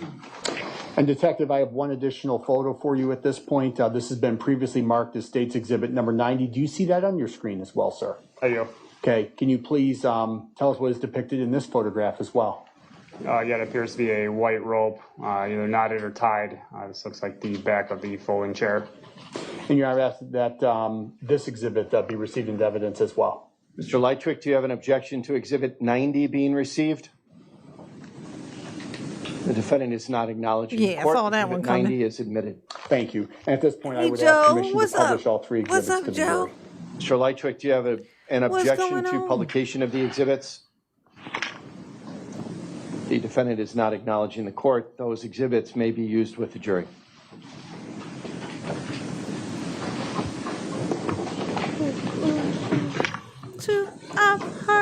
Two hearts that beat as Detective, one. this is exhibit number 88. Correct. Okay. And this is exhibit number 89. Correct. And finally, this is exhibit that you justified, your number 90. Is that right, sir? Correct. Thank you. Wait, what? Rope tied to a chair? It's tying a cushion to the chair. Wait. That's rope tying a cushion to a chair. Isn't that how you connect a cushion to a chair, by tying a rope on it? Oh my gosh, bro. Oh, this is looking terrible, y'all. That is not even. Detective, do you know whether this actual white rope was collected specifically from the residence? It was my understanding that it was collected. And when a piece of evidence is collected pursuant to a search, what typically happens to that piece of evidence? It would be brought back to the police department typically and property inventoried. And is it sealed or in some way made sure that it is not contaminated in any manner? Depending on the item, it would determine how it was sealed. Most likely with this, it would have been in a plastic sealed bag. However, it also could have been in paper as well. And if I showed you that particular item, would you be able to recognize it, sir? Yes. Okay. Your Honor, at this point, I do have two physical exhibits. I would ask permission to approach the witness to show the witness the exhibits. You may approach. Make sure that Mr. Lychwick has an opportunity to view those first. Mr. Lychwick, would you like to see exhibits? Are they 90? Okay, so yeah, so this was another crime. Oh, what is he doing? 91 and 92? What this is another one of those weird crimes that happened in Waukesha. You know, it's like I don't know if they're prime, if they always have crime, but You know, they have the weirdest type whenever they have a crime. Like when they have a crime, they always have like a strange crime, like, you know, like very weird crime. Like it's like where people go to do something weird. So it's one of those. That's why this was in Waukesha. So Waukesha, this man lived in this building with this other guy. The guy goes missing, and then they find him in like a field like type area, like after he's already like he was like shot in the face, and another time they have. I mean, there was the video. There was the thing where he was looking up to see if somebody was found shot, like if anybody was shot, which is weird because they didn't even find him yet. Oh, thank you, Sammy. So you know what? I'm starting to feel a little bit better about this. You know, I hate. I'm gonna tell you something. I have a soft spot for the concept of, you know, when you know, there's a bunch of people who are like locked up right now who didn't do shit and been in there their whole goddamn life. Imagine being like 16 years old, you get arrested, the police just they have everything they need to make sure that you never see the light of day again, and then they do it. So then there you are. You never stood a fucking chance in that court because of the time frame when this happened, what you fucking look like. And then and then next thing you know, you're 70 years old and you're in jail and you never seen anything else. You never done anything else. And you got the nerve to have not even fucking done it. So when people be like, well, you should have, but he didn't do it. So imagine minding your business as a preteen and suddenly you're snatched up, and next thing you know, you're 80 years old, still in the prison, and your whole life has been in there. So I have this soft spot for this whole thing. Like I hate the idea. I think when I think about it, it makes me sick to my stomach, like by people getting falsely accused. Like when people go to jail for some shit, I'm like, I'll be like, oh yeah, get your ass in there. You know what I'm saying? But I'm highly aware of the fact that sometimes people go that didn't do shit, and that's something that anybody who's in this chat or anybody that you know or love, a young person that's in your life or your kid, your grandkid, can happen to. It can happen to them, and then what? It's the same situation. It's like nobody believes you because when the police arrest you, first instinct is, you got them. But did they though? So you gotta be careful. You gotta be careful. And and some people, unfortunately, are really good liars. Like I think this guy is a really good liar. Thank you, SoCal. Appreciate you, baby. Ooh, nice. Yeah, so Mama's got a little soft spot for that. If y'all can tell that it's coming through. I'm nervous that what if he didn't do it? But then I remembered he was on the line looking up whether somebody was shot when nobody had reported a shooting or anything, and they hadn't even found this man's body yet. I don't even think he was reported missing yet, actually. And for some reason, he's looking up to see if they found a body yet. It's given he did it. So I'm starting to feel a little bit better about it. You know what I'm saying? Like, yeah, get him. I just want to be sure, though. I just want to be sure. I want to be sure. I want to feel like confirmed in myself that he definitely did it. You know what I'm saying? It's how I roll. They are actually 145 and 145A. They're a little bit out of order. Yeah, so she had that good Mr. lawyer. Lychwick, That's the would you like difference to that it view made. Kara exhibits Reed. 145 and 145A? Oh, here we go. Let's see these pictures. All right, Attorney Tombasco, you may approach the witness. Thank you very much.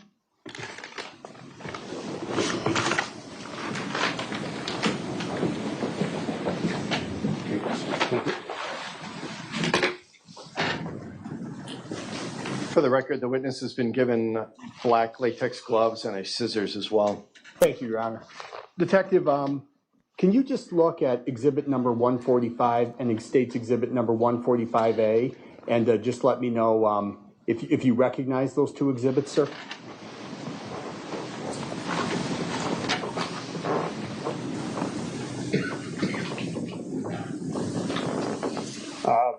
based on the description, appears to be what we just talked about. However, I don't believe I was the one to package them. I see. If and those exhibits are sealed, is that correct, sir?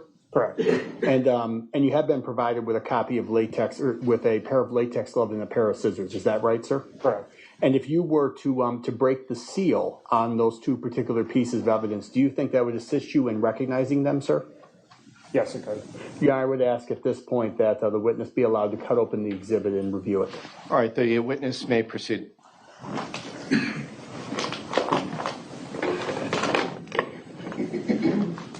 Oh, he's gonna be sentenced in August. That's a long time, Jamie. Jamie said he's gonna be sentenced in August. Why so far out? That's weird. Is that normal? To not sentence him until August? They must got like their court things must be backed up. Maybe they ain't.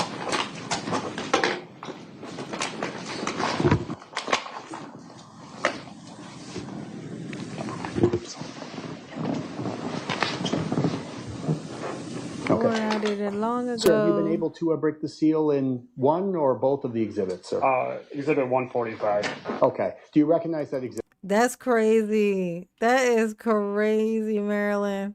Marilyn said a lawyer she knew said it was easier to get a guilty man off. So it's easier to get a guilty man off than an innocent man. Ain't that something? Ain't that something? That's just crazy, bro. That sounds absolutely accurate. Exhibit, sir. Yes, it appears to be The like white button rope for from the Mama. chair.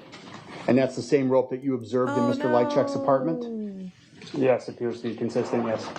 Yeah, I remove the exhibit into evidence, ask that it be received. Mr. Lychwick, any objection to the receipt of Exhibit 145? Hearing none, that will be received. And Detective, I'd ask that you do the same thing with exhibit number 145A.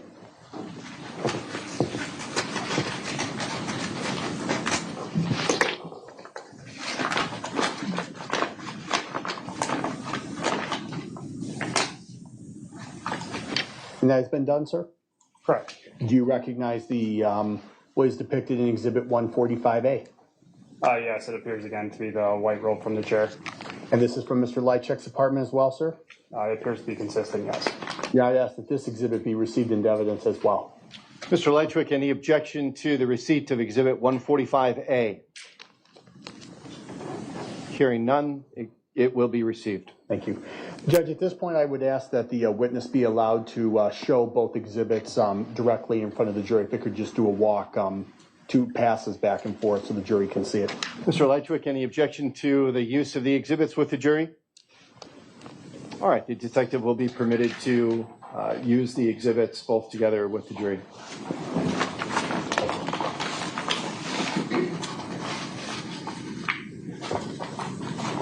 And for clarity of the record, is that 145 that you have in your hand right now, sir?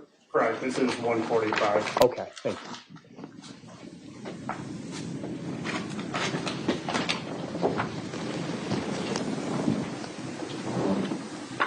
What's the significance of this rope? Are they trying to imply that he had somebody tied to his chair, or like did the victim have like something like where it was the victim tied up and this rope matches the same type of rope that was used or something? Like what? I hope it ain't. Look, we went in this house. Here there was a chair. There was a rope on it. Y'all want to see it? I hope it ain't that. I hope that they're not reaching, because if that's what this is, then that should tell you something. Like clearly you don't have enough really good evidence if this is what you done came in with.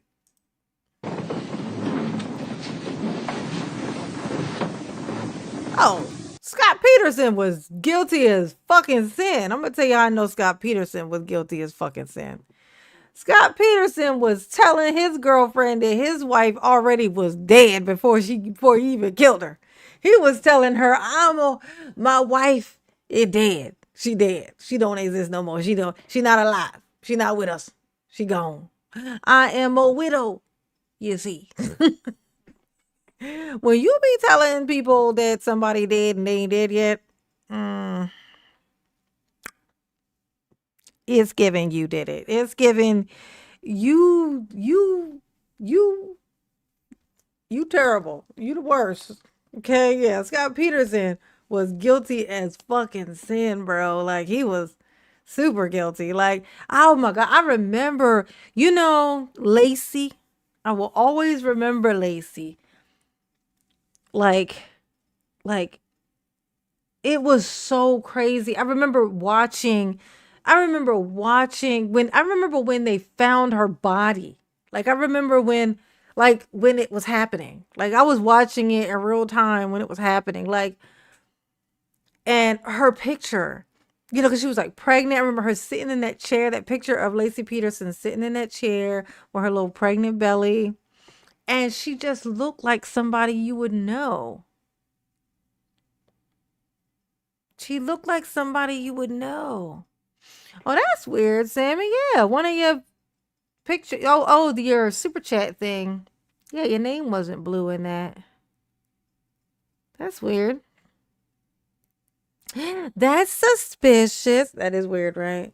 But I remember. Oh my gosh, yeah, Lacey. She just looks so like anybody that anybody would know. Like just looking at her, just remember thinking, oh my gosh, she just looks like.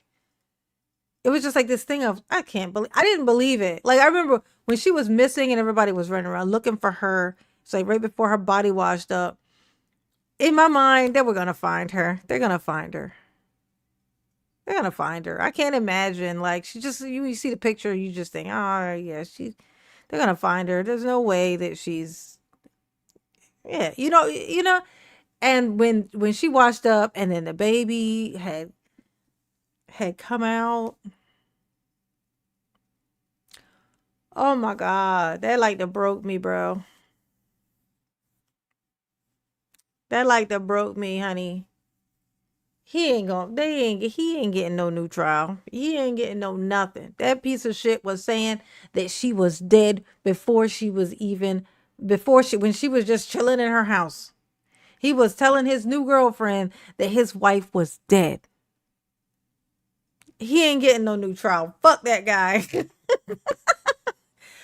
You ain't getting no new trial, okay? Okay, Scott? Fuck you, Scott. You ain't getting no new trial. You ain't getting shit, okay? Ooh, I was working down in Cali when she disappeared. Yeah, I was living in Cali when she disappeared. I was living in California. That was why I seen it. That's why it was like local to me. Like it was so weird. That shit was crazy, bro. I couldn't believe it. I was like, I did not. I had a hard time just kind of being like, it was like, no, that can't be right. But he always looked suspicious as fuck to me. Scott Peterson looked so fucking suspicious.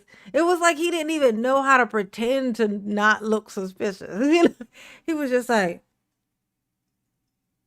he always had a grin on his face, bro. Yeah, Connor. Yes. He always had a grin on his face. He always had this grin on his fucking face. Ugh.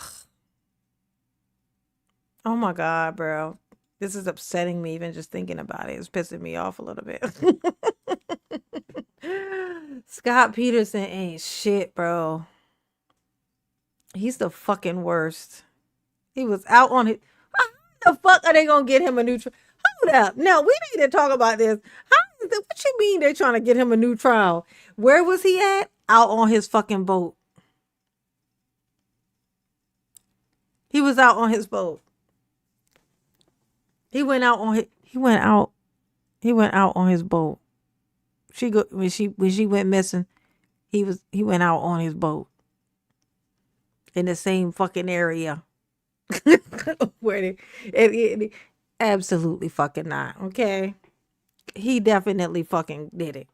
He's the worst fucking thing in the universe. I hate Scott Peterson. Like I don't know Scott Peterson, but Scott Peterson need to eat shit and die. Okay, I just do. When I tell you, I don't know why Scott Peterson is still alive. Okay. Oh, you said he had a murder list. Oh yeah, I saw yeah, they said he had a That's what I'm trying to get to that part, but they showing me a bunch of bullshit. Maybe once. Okay, so he's showing the jury the rope. Let me see what the story is with the rope. Reflect the witnesses walked back and forth in front of the jury with 145. Okay. Okay. Now tell us about this rope and what's the significance. What was the purpose of that?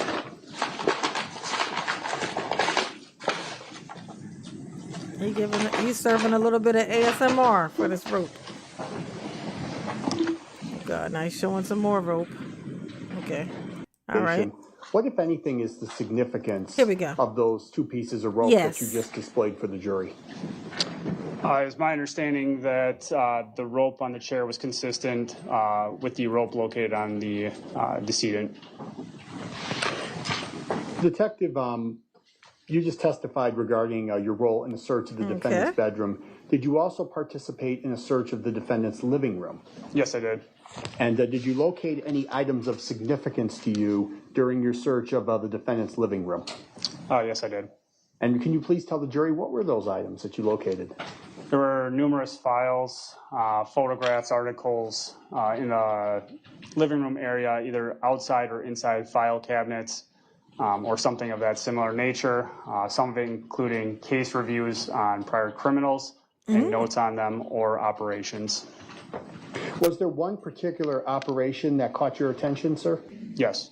And was that an operation that was detailed as, quote, Good night, we Operation serve. Slop Shop? That's correct.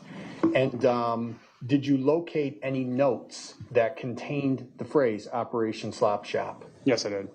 And if I showed you that here today in court, do you believe that you would recognize it, sir? Yes. Your Honor, I would ask again the court's permission to approach the witness to show a physical exhibit. Which exhibit is this? This is exhibit number 1. Oh, hold on. Hey, we serve. Let me know if you're still here, real quick, before I know you was talking about something earlier. I was gonna speak about it, but I stalled, and now you're leaving, and I. But if you're not in here, I won't bother. I just want to say something real quick. But say one thing, and then I'll know that you're still here, and then I'll go ahead and say it. If not, we'll move on. Come on. We serve. Ooh, let me know if you're still in here. 146. Mr. Lychwick, would you like an opportunity to review 146 before it is used with the witness? Mr. Lychwick remains unresponsive. Therefore, Attorney Tombasco, you may approach. Thank you very much.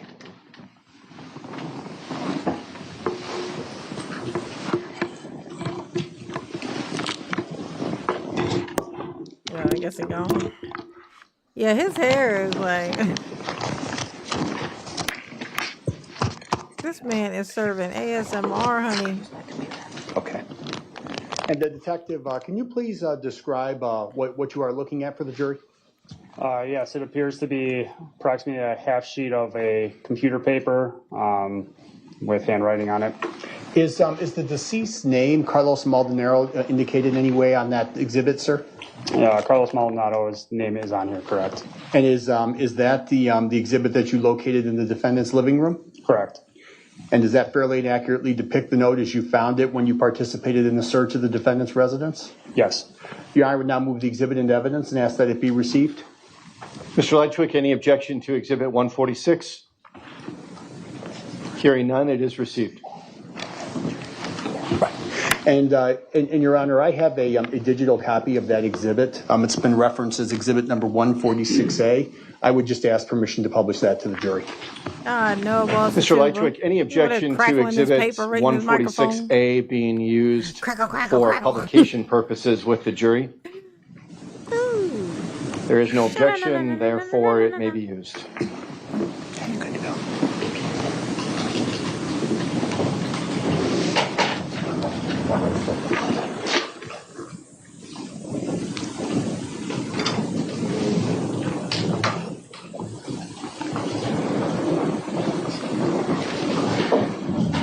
Detective, is there any point on this exhibit where Mr. Maldonado is indicated as a threat?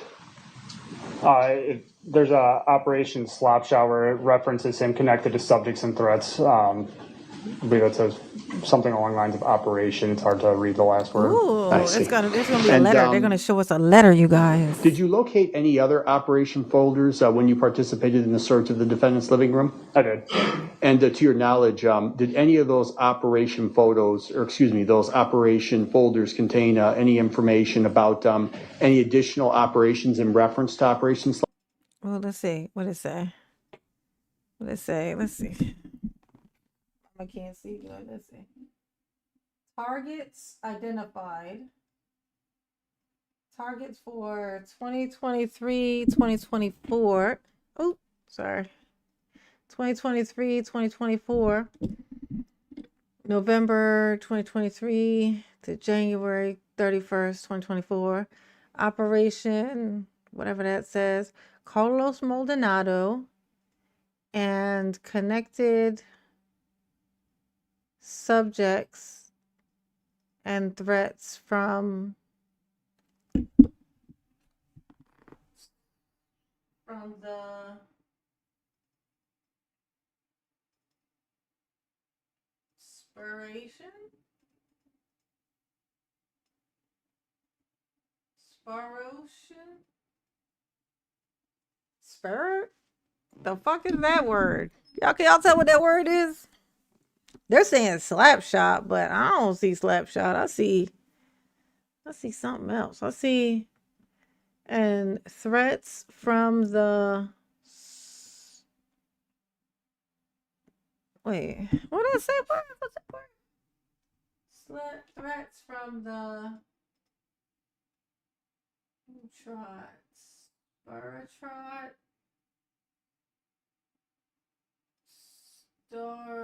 trot. I don't know what the fuck they said, but I know what this man he write terribly. He guilty of some other things too, like failing the language arts. They be talking about some. They don't teach cursive anymore. Well, they taught this man wrong. Okay, they need to unlearn him the cursive. He need to be unlearned on the cursive because this is terrible. This looks awful. Okay, he need to do less cursive, not more. Okay, let's see. The fuck is this word? Distortion. This something sterling.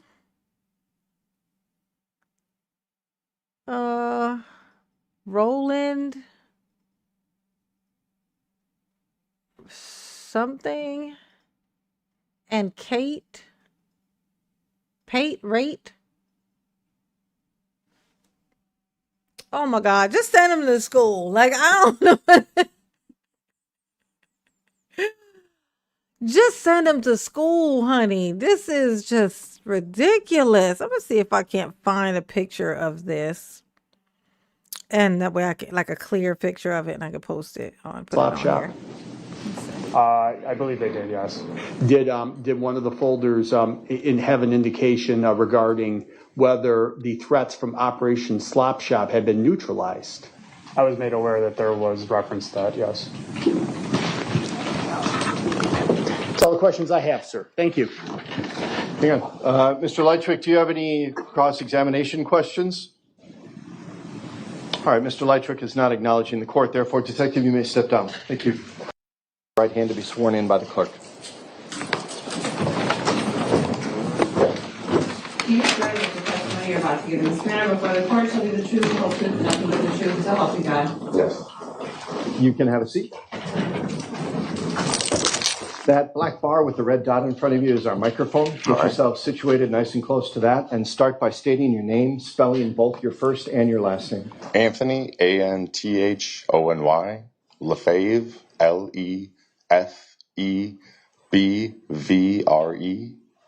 Attorney Tom Bosco, you may proceed. Thank you very much, Your Honor. And good morning, Mr. Lefebvre. Can you please tell the jury where you live, sir? 1512 East North Street, Apartment 7, Waukesha, Wisconsin. And how long have you lived in that location, sir? Since 2013. Okay. I don't know. He So look over 10 guilty. years? Yes. Okay. And Why everybody look like the guy that did it around here? Like what? I I think he did it. I don't know. His beard is telling me he did it. Like I'm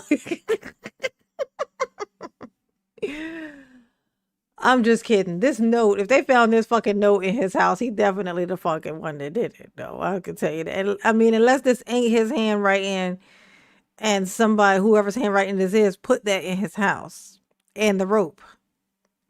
You know, unless that happened. Let's see. And sir, are you employed? Yes. What do you do for a living? I just work at Walgreens, stock room. And do you know an individual named Kevin Lychwick, sir? Yes. Do you see Mr. Lychwick in the courtroom here today? Yes. Can you please point him out and identify an article of clothing that he's wearing? Orange clothing. And he's the gentleman seated directly to my left, is Correct. that right, sir? Correct. Yeah, I've asked the record reflect identification of the defendant, Kevin Lychwick. The jury can make that determination. You live in the same apartment building as Mr. Lychwick, sir? Yes. And which level of the apartment complex do you live on? Do you live on the ground floor or the second floor? The first floor. Okay. And does Mr. Lychwick live on the first floor or the second floor? He lives on the second floor. Okay. And did you ever interact with Mr. Lychwick, sir? Just in passing, doing laundry, coming and going in the garage. Okay. And based on your interactions with Mr. Lychwick, do you know whether he has a particular first name that he prefers to be called by? Everybody in the building usually just referred to him as Conrad. Okay. And do you know an individual named Carlos Maldonado? Yes. And how do you know Carlos, sir? He also lived in the building on the second floor. Okay. And so directing your attention to the springtime of 2024, did you install a trail camera at your apartment complex at about that time frame, sir? Yes. And why did you install a trail camera? So my mother could watch our garden. I also have one up by her so I can watch her garden. So. And so you were building a garden then on the property? Correct. And did you talk to the property management staff about you wanting to start that garden on the property? Yes. Did they give you permission to start that garden? Yes. And did you similarly have a conversation with the property manager about installing the trail camera so you could keep tabs on that garden? Yes. And Oh no, this man seemed guilty. He got a camera out there so he can watch what's going on. Okay. Well, this seems like this might be the guy who told that he was out there, and the one that he says he claimed was missing, which clearly means he's not missing now, don't it? Takes away some more credibility. Let's see if we can't decipher this. See if I can't read this myself. Let's see. So, move, coin jar. You in my way. Let's see. All right. So Operation Sterling. Okay, that's what it says. Roland Richard and Kate. Something and threats from the man. This dude can't write good. He writes terribly, you guys. It's devastating. This is just depressing, okay? This man can't write, okay? All right? Phase 2 of operation. What now? Oh. What is this operation, honey? Maybe he was trying to rent out the apartments that these particular people in, so he's trying to get rid of them. Let's see. Operation Slap Shop.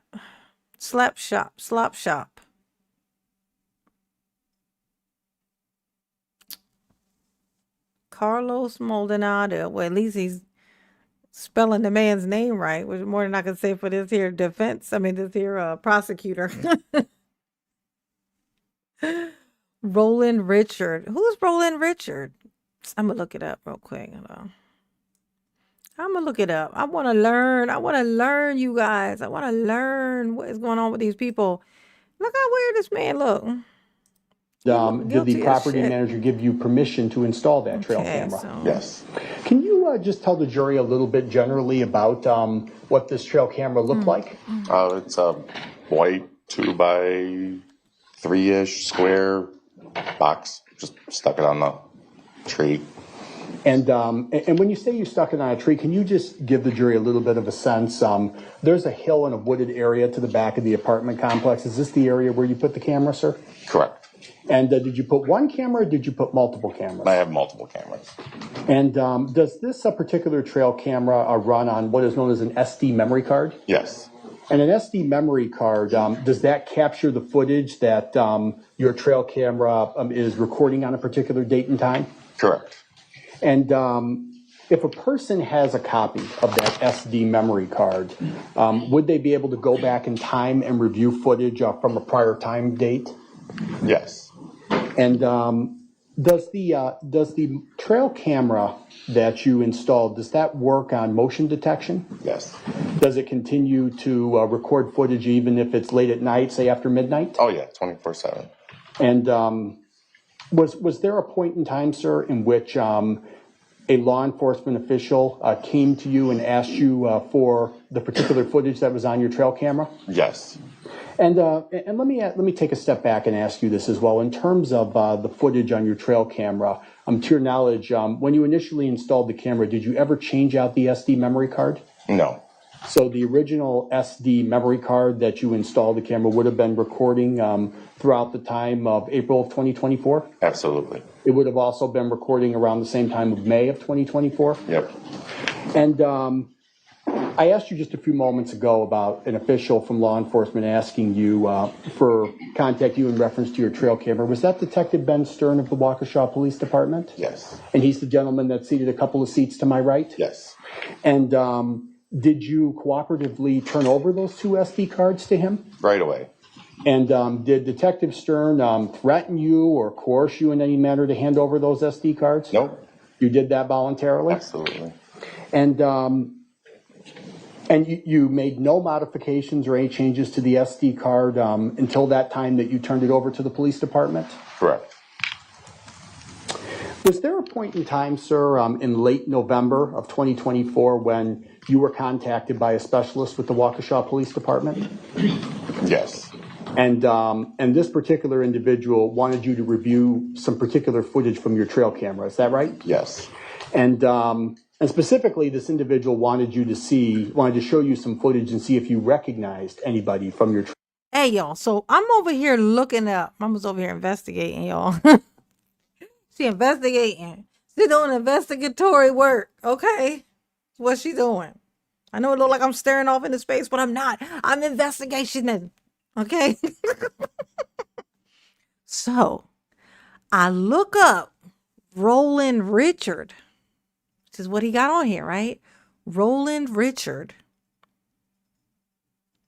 Oh, wait, that might be three people. That might be Roland, Richard, and Kate. He just didn't use punctuation, bless his heart. Never mind, I take it back.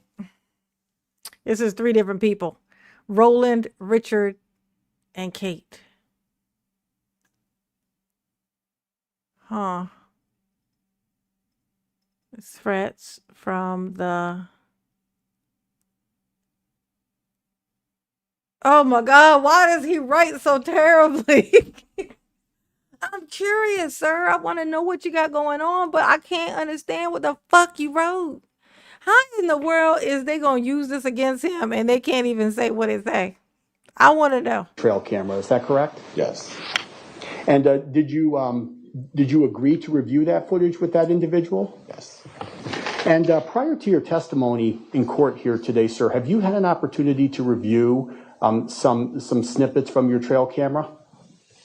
Yes. And if I showed you those particular snippets of footage, would you recognize if they came from your trail camera or not? Oh, let me get some yellow emojis in the chat. Yellow emojis. Yellow emojis in the chat. Ooh. Yes. Your Honor, at this point, I would ask that we place on the witness's screen what has been previously marked as State's Exhibit 66.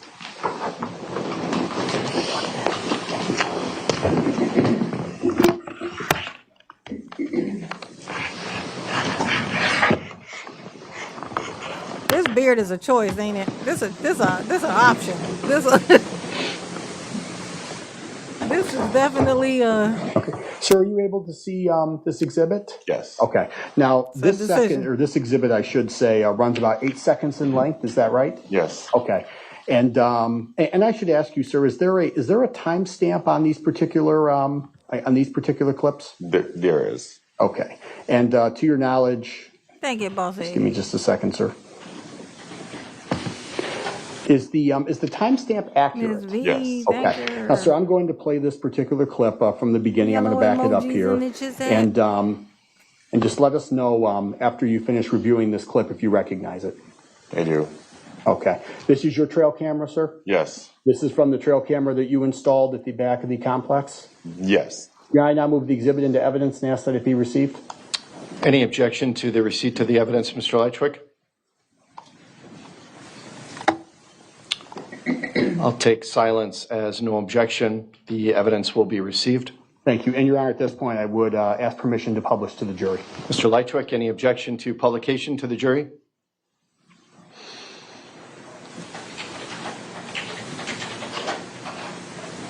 If I could address the jury for a minute, Your Honor. You may not. Any objection to Exhibit 66 being used with the I jury? am not well. I told you that already. I am not up to sitting here and participating in these procedures. I am sick, Your Honor. Okay, Mr. Lychwick, I've already made a ruling on that. The trial is continuing without objection or over the defendant's silence. Oh, hell no. Y'all, look at this. Look at this man with his extra small t-shirt. Not the extra small, bitch. Not the... I'm gonna tell you what I know. Let me tell y'all what I know for certain. Okay, one thing's for certain, two things for shizzle. Okay. Daryl was running around with an L on his shirt. I know we all like to think that L stood for loser, but no. It was large. That was the size of the shirt. So let me tell you what I know is if Daryl is running around with a large and this man has got on an extra small. Does this man even exist? I mean, how small can you get? This is a extra small.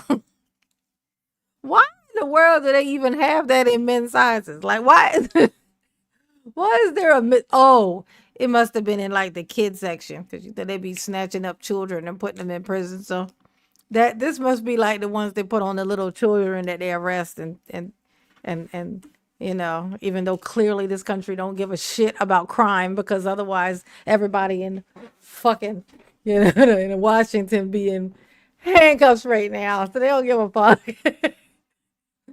But they will snatch your children up and say what they did was illegal. So they're going to put them in jail, though. They'll do that. They'll do that. They'll steal their old childhood. But, you know, I mean, you know. They also take them to an island, though, also, and do unthinkable things to them. So it's you know, it's a fucking joke, is what I'm telling you. This is a joke. I'm in the upside down world. Oh, I'll tell you guys what I was gonna say. We Serve is gone, but We Serve has said something. I didn't know this. I hadn't heard this.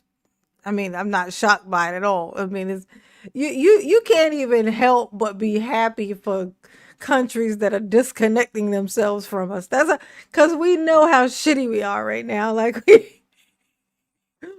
but We Serve said that been watching about how Canada is cutting water and oil to the U.S. Ooh. I had no idea 40% of water came from the Columbia River. Secondly, he has infuriated the Canadians that they are selling to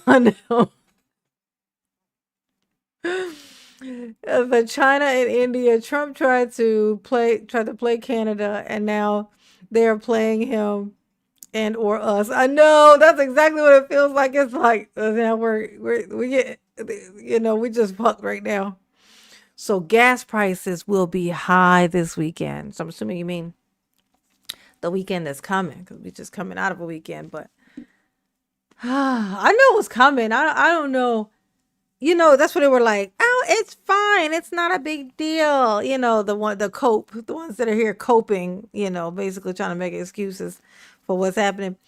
But we haven't seen actually the after effects yet. We haven't seen the consequences yet of the bullshit that's being done. So then he gets to still act like, no, it's not that bad. Everything's fine. Everything's fine. But it's because it just hasn't had the consequence hasn't landed yet. So we haven't even seen what happens from the shit he's doing yet. It hasn't happened yet. It ain't kicked in yet. And so I guess we gonna see. We gonna see. Cause what can we do? I mean, we can do a lot, but we apparently ain't.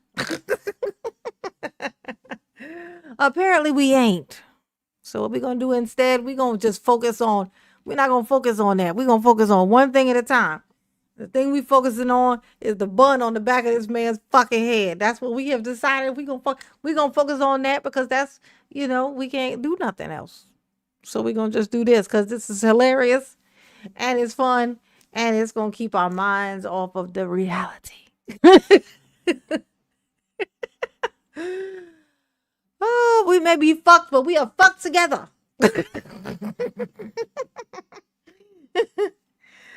Oh, I know this man bun ain't it, is it? This man bun ain't it. It ain't it. It ain't giving what it's supposed to have gave. It ain't giving what it's supposed to have gave. It ain't giving what it's supposed to have gave. Look at him. He said, I'm sick. We can't keep up with these proceedings. Cause I don't feel good, Your Honor. He's doing the COVID Daryl moment. The court will allow Exhibit 66 to be received into evidence and used with the jury. I don't know what this next piece of evidence they're about to show us is, but I know it's going to be good. You know how I know? Because that was the moment that he decided to say, we need to stop this. I don't feel good. We don't need to be showing them whatever the fuck that is. Let's see what it is. Oh, it must be a game changer. Let's see what it is. Thank you. If we could just have the TVs turned on, please. I can't wait.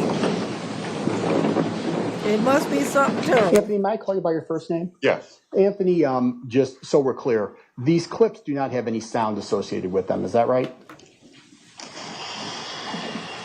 I don't believe so. That's okay. Yeah, if you don't know, you don't know. But let me just play this clip you for need a you, haircut, and I'm going to have a bam. question for you at the conclusion of the clip. Hit the like button for me, y'all. My Sammy said I got 46. I need more. I need 50. Okay. I need Were 60. you able to review the clip, sir? Mhm. And That's a yes? Yes. Yep. And is there an Right. individual depicted walking on this clip, sir? Yes, Do you recognize that individual? I do. Who is that individual? Kevin Lychwick. Kevin Lychwick, sir? Lychwick, yes. The individual you identify? Kevin Lychwick. Oh, I just corrected. I mispronounced. The same Kevin Lychwick that you identified earlier in court here today, sir? Yes. How do you know that that's Mr. Lychwick, sir? He kind of has a particular walk, a gait to how he walks. And No. and in terms of the, I'm trying to move my cursor out of the way here so you can see, but is there a timestamp on this particular video, sir? Yes. Okay, and the timestamp is? Is May 2nd, 2024 at 0:41 hours, 31 seconds. So this clip. 12. I'm sorry. Hang on. Okay. The question was answered. What's the next question? Sure. That's 12:41, so that's 12:41 in the morning, sir? Correct. Thank you, sir. Okay. If we could just, take the TVs down, please, Madam Clerk. I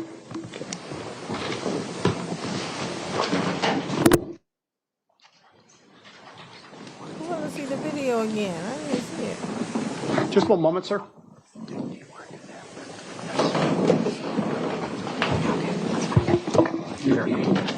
Yeah.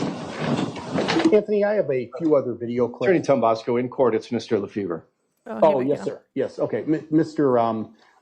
It's Lefebvre, is that right, sir? Okay. Mr. Lefebvre, I have several other clips I'd like to show you as well. If you don't mind, can we just bring those up on your screen as well, sir?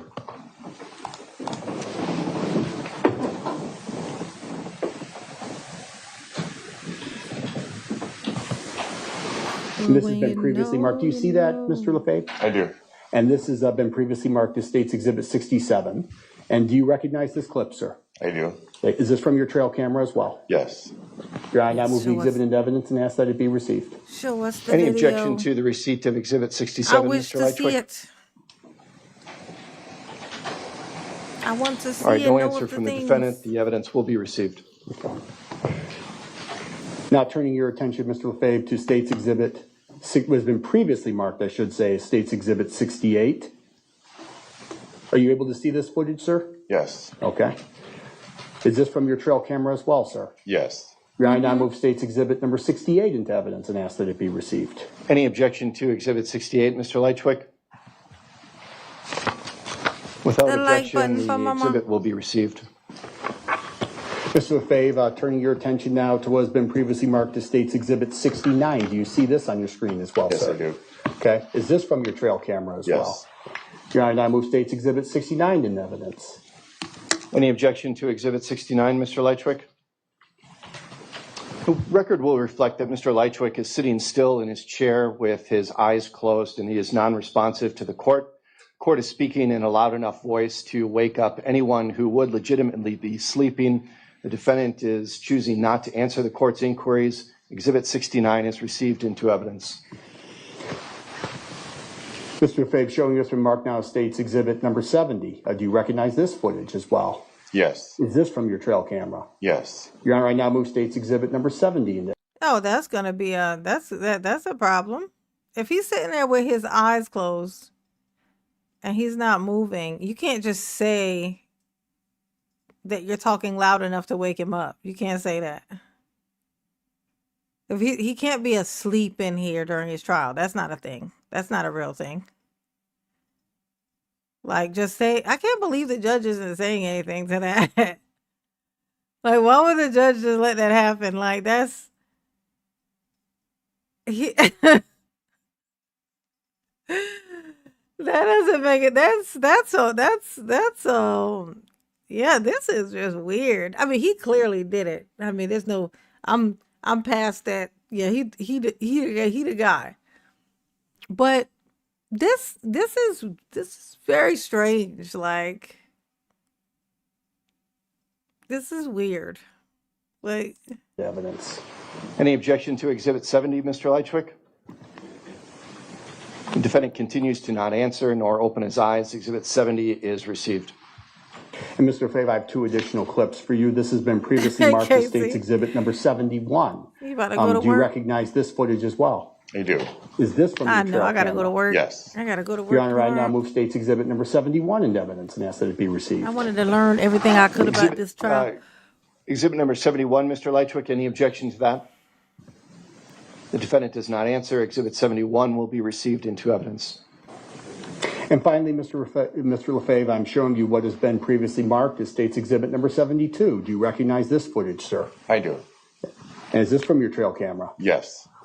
Finally, Your Honor, I move State's Exhibit number 72 into evidence and ask that it be received. Hey, boo. Any objection to 72, Mr. Lychwick? The defendant does not answer. 72 will be received. Thank you.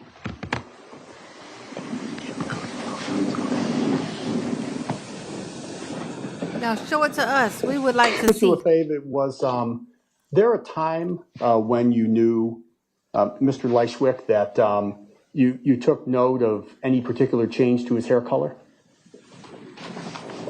About a year previous to him being vacated from the building. Okay. Do you remember about the approximate time frame, like what month you first made reference to this? No, I don't. Okay.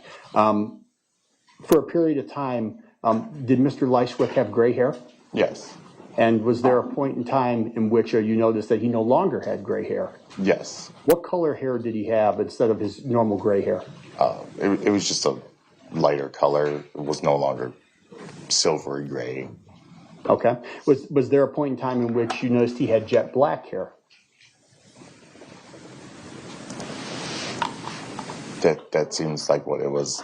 Okay. Do you remember when you first noticed that he had jet black hair? A few months previous to, like, in early 2024. I see. Anything from anyone? Make sure that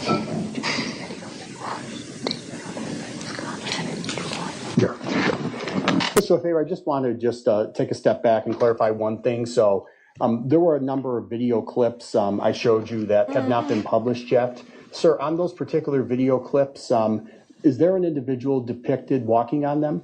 Yes. And is that individual Mr. Lychwick? Yes. And once again, you recognize Mr. Lychwick based on his particular manner of walking. Was that your testimony earlier? Yes. Yeah, I don't know that they ever got a motive. You know, they found the thing that they found the link. Clearly, there's something. He's on a list of, you know, with saying terms like, you know, it sounds like it does sound like a hit list. His little note does sound like a hit list, only because one of the people on it is dead. So, like, you make a list of a bunch of people's names, call it mission whatever, and then one of the people die. Yeah, we gonna think you trying to kill all the people on this list. You know what I'm saying? So, yeah, but he's not gonna admit it, and that's the only reason. That's the only way they even that's the only link that they have to say that there was clearly something, but they don't think they know what it was. So I don't see how we would ever find out unless he ends up going ahead and telling why it happened, like why he did it. Like, what was that? How did he end up on your little mission of people to kill? That's all the questions I have for you. Thank you. Mr. Lychwick, do you have any cross-examination? I told you, Your Honor, I'm sick. I'm not well. I shouldn't be here. I need to be So he laying was down. awake. That confirms The court that. has already ruled on that today. I've ruled on that pre-trial, and the trial will continue. Without any cross-examination, then, Mr. Lefebvre, you are excused. Thank you. He said, I don't feel good. You ain't want to ask this man nothing. You ain't want to say nothing. I'm going to go back to this video of him, because I want to see it. Let's see. Let's watch this And I'm going to video. have a question for you at the conclusion of the clip.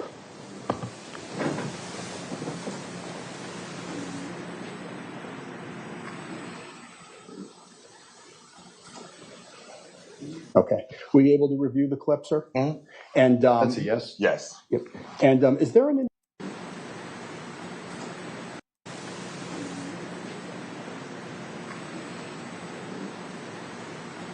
the conclusion of the clip?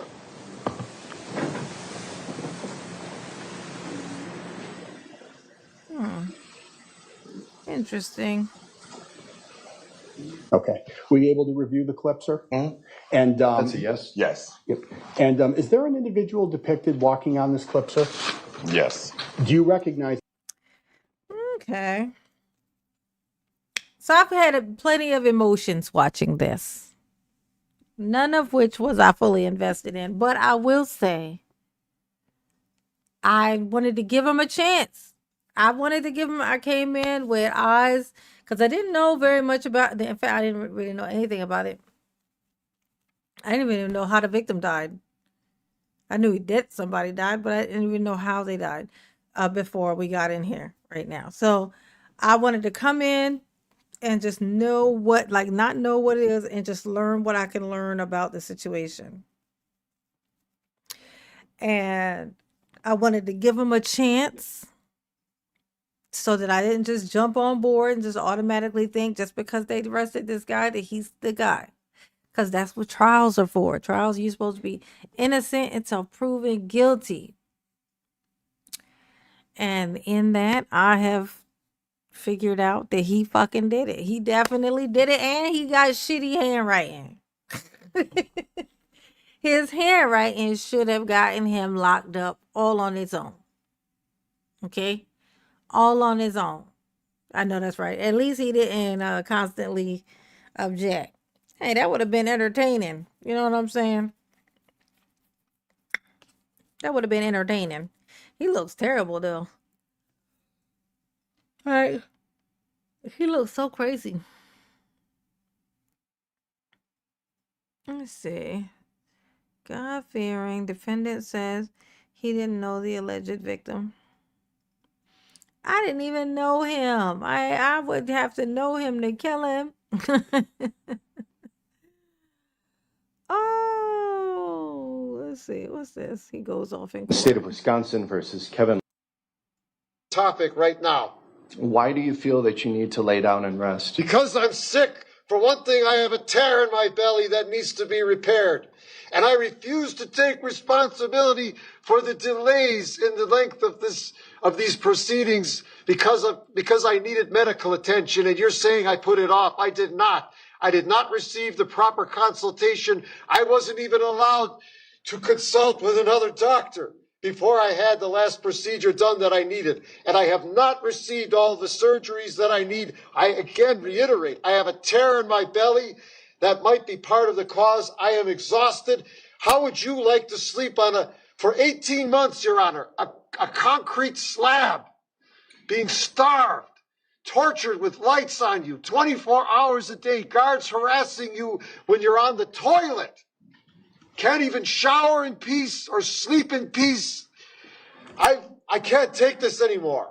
Okay, Mr. Lychwick, you've made your record previously when the court has heard your concerns about your medical condition. We've taken testimony previously from the jail administrator. We've heard evidence from your treating physician. And the court has already made rulings about your condition leading up to the case, the previous delays in the case, and the readiness for trial this week. So that matter has already been settled.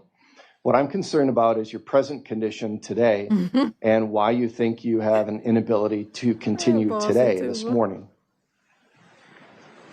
You're being harassing, Your Honor. I just told you, you're making repeat myself. That's harassing. I reiterate, I am exhausted and I am not well and I'm nauseous. I have a rip in my belly. What more do you want me to say, Your Honor? Okay. I don't mean to raise my voice. I am exasperated. I feel that I am not speaking to somebody who's rational at this point. I don't think you can, you're hearing what you want to hear. So at this point, you know, you're trying to make a fool out of me on top of it. I refuse to be part of this. You're railroading me, I say again. My constitutional rights and my Eighth Amendment rights, for one, under the Constitution, are being violated. My human rights.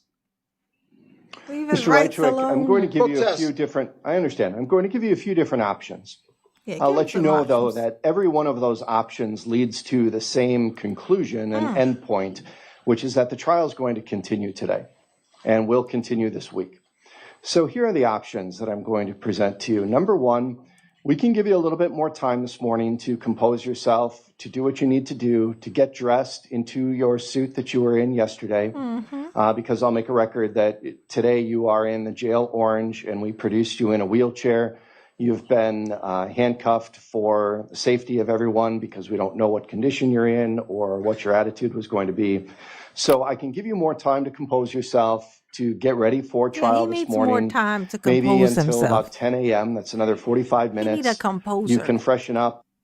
He needs a composer, Your Honor. Look at him. He needs to wash his hair. He needs to brush his hair. He needs to put some type of product on his hair. It's looking dry. He need to maybe give him some paint or something so he can paint his hair. He need a lot of things. And a lot of things to his hair. Because then he need a new, cleaner, extra small t-shirt. Maybe you can give him a baby onesie. You know what I'm saying? Ooh. Just give him a baby onesie. Like a 3T. A 3T baby onesie. I'm pretty sure he could fit that. By snapping and everything. Yeah, he want his freedom. He's like, this is so wrong. What did I do? I didn't even do nothing. That man, I didn't even know him when I killed him. Boy, this is ridiculous. Are you going? I'm not a monster. It's not like I killed someone I knew. Oh, sir, that's what you use. That's what you sound like. That's what you sound like. Okay. All right, y'all. Let me take my ass to bed. I gotta go work tomorrow. Oh. Y'all know mama's on her end of the month push, which means I got no choice. I gotta come back tomorrow too. Last days of the month. I gotta get done what I get done.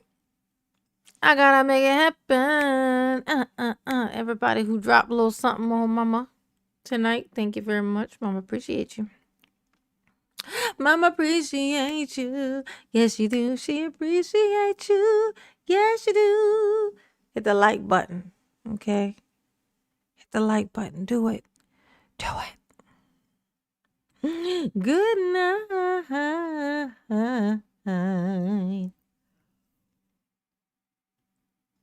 Ooh. Yeah, they got a whole big ass playlist for this guy. See what we can learn tomorrow. Okay. Good night. Good night. Good night. Do do do do do do do do do do.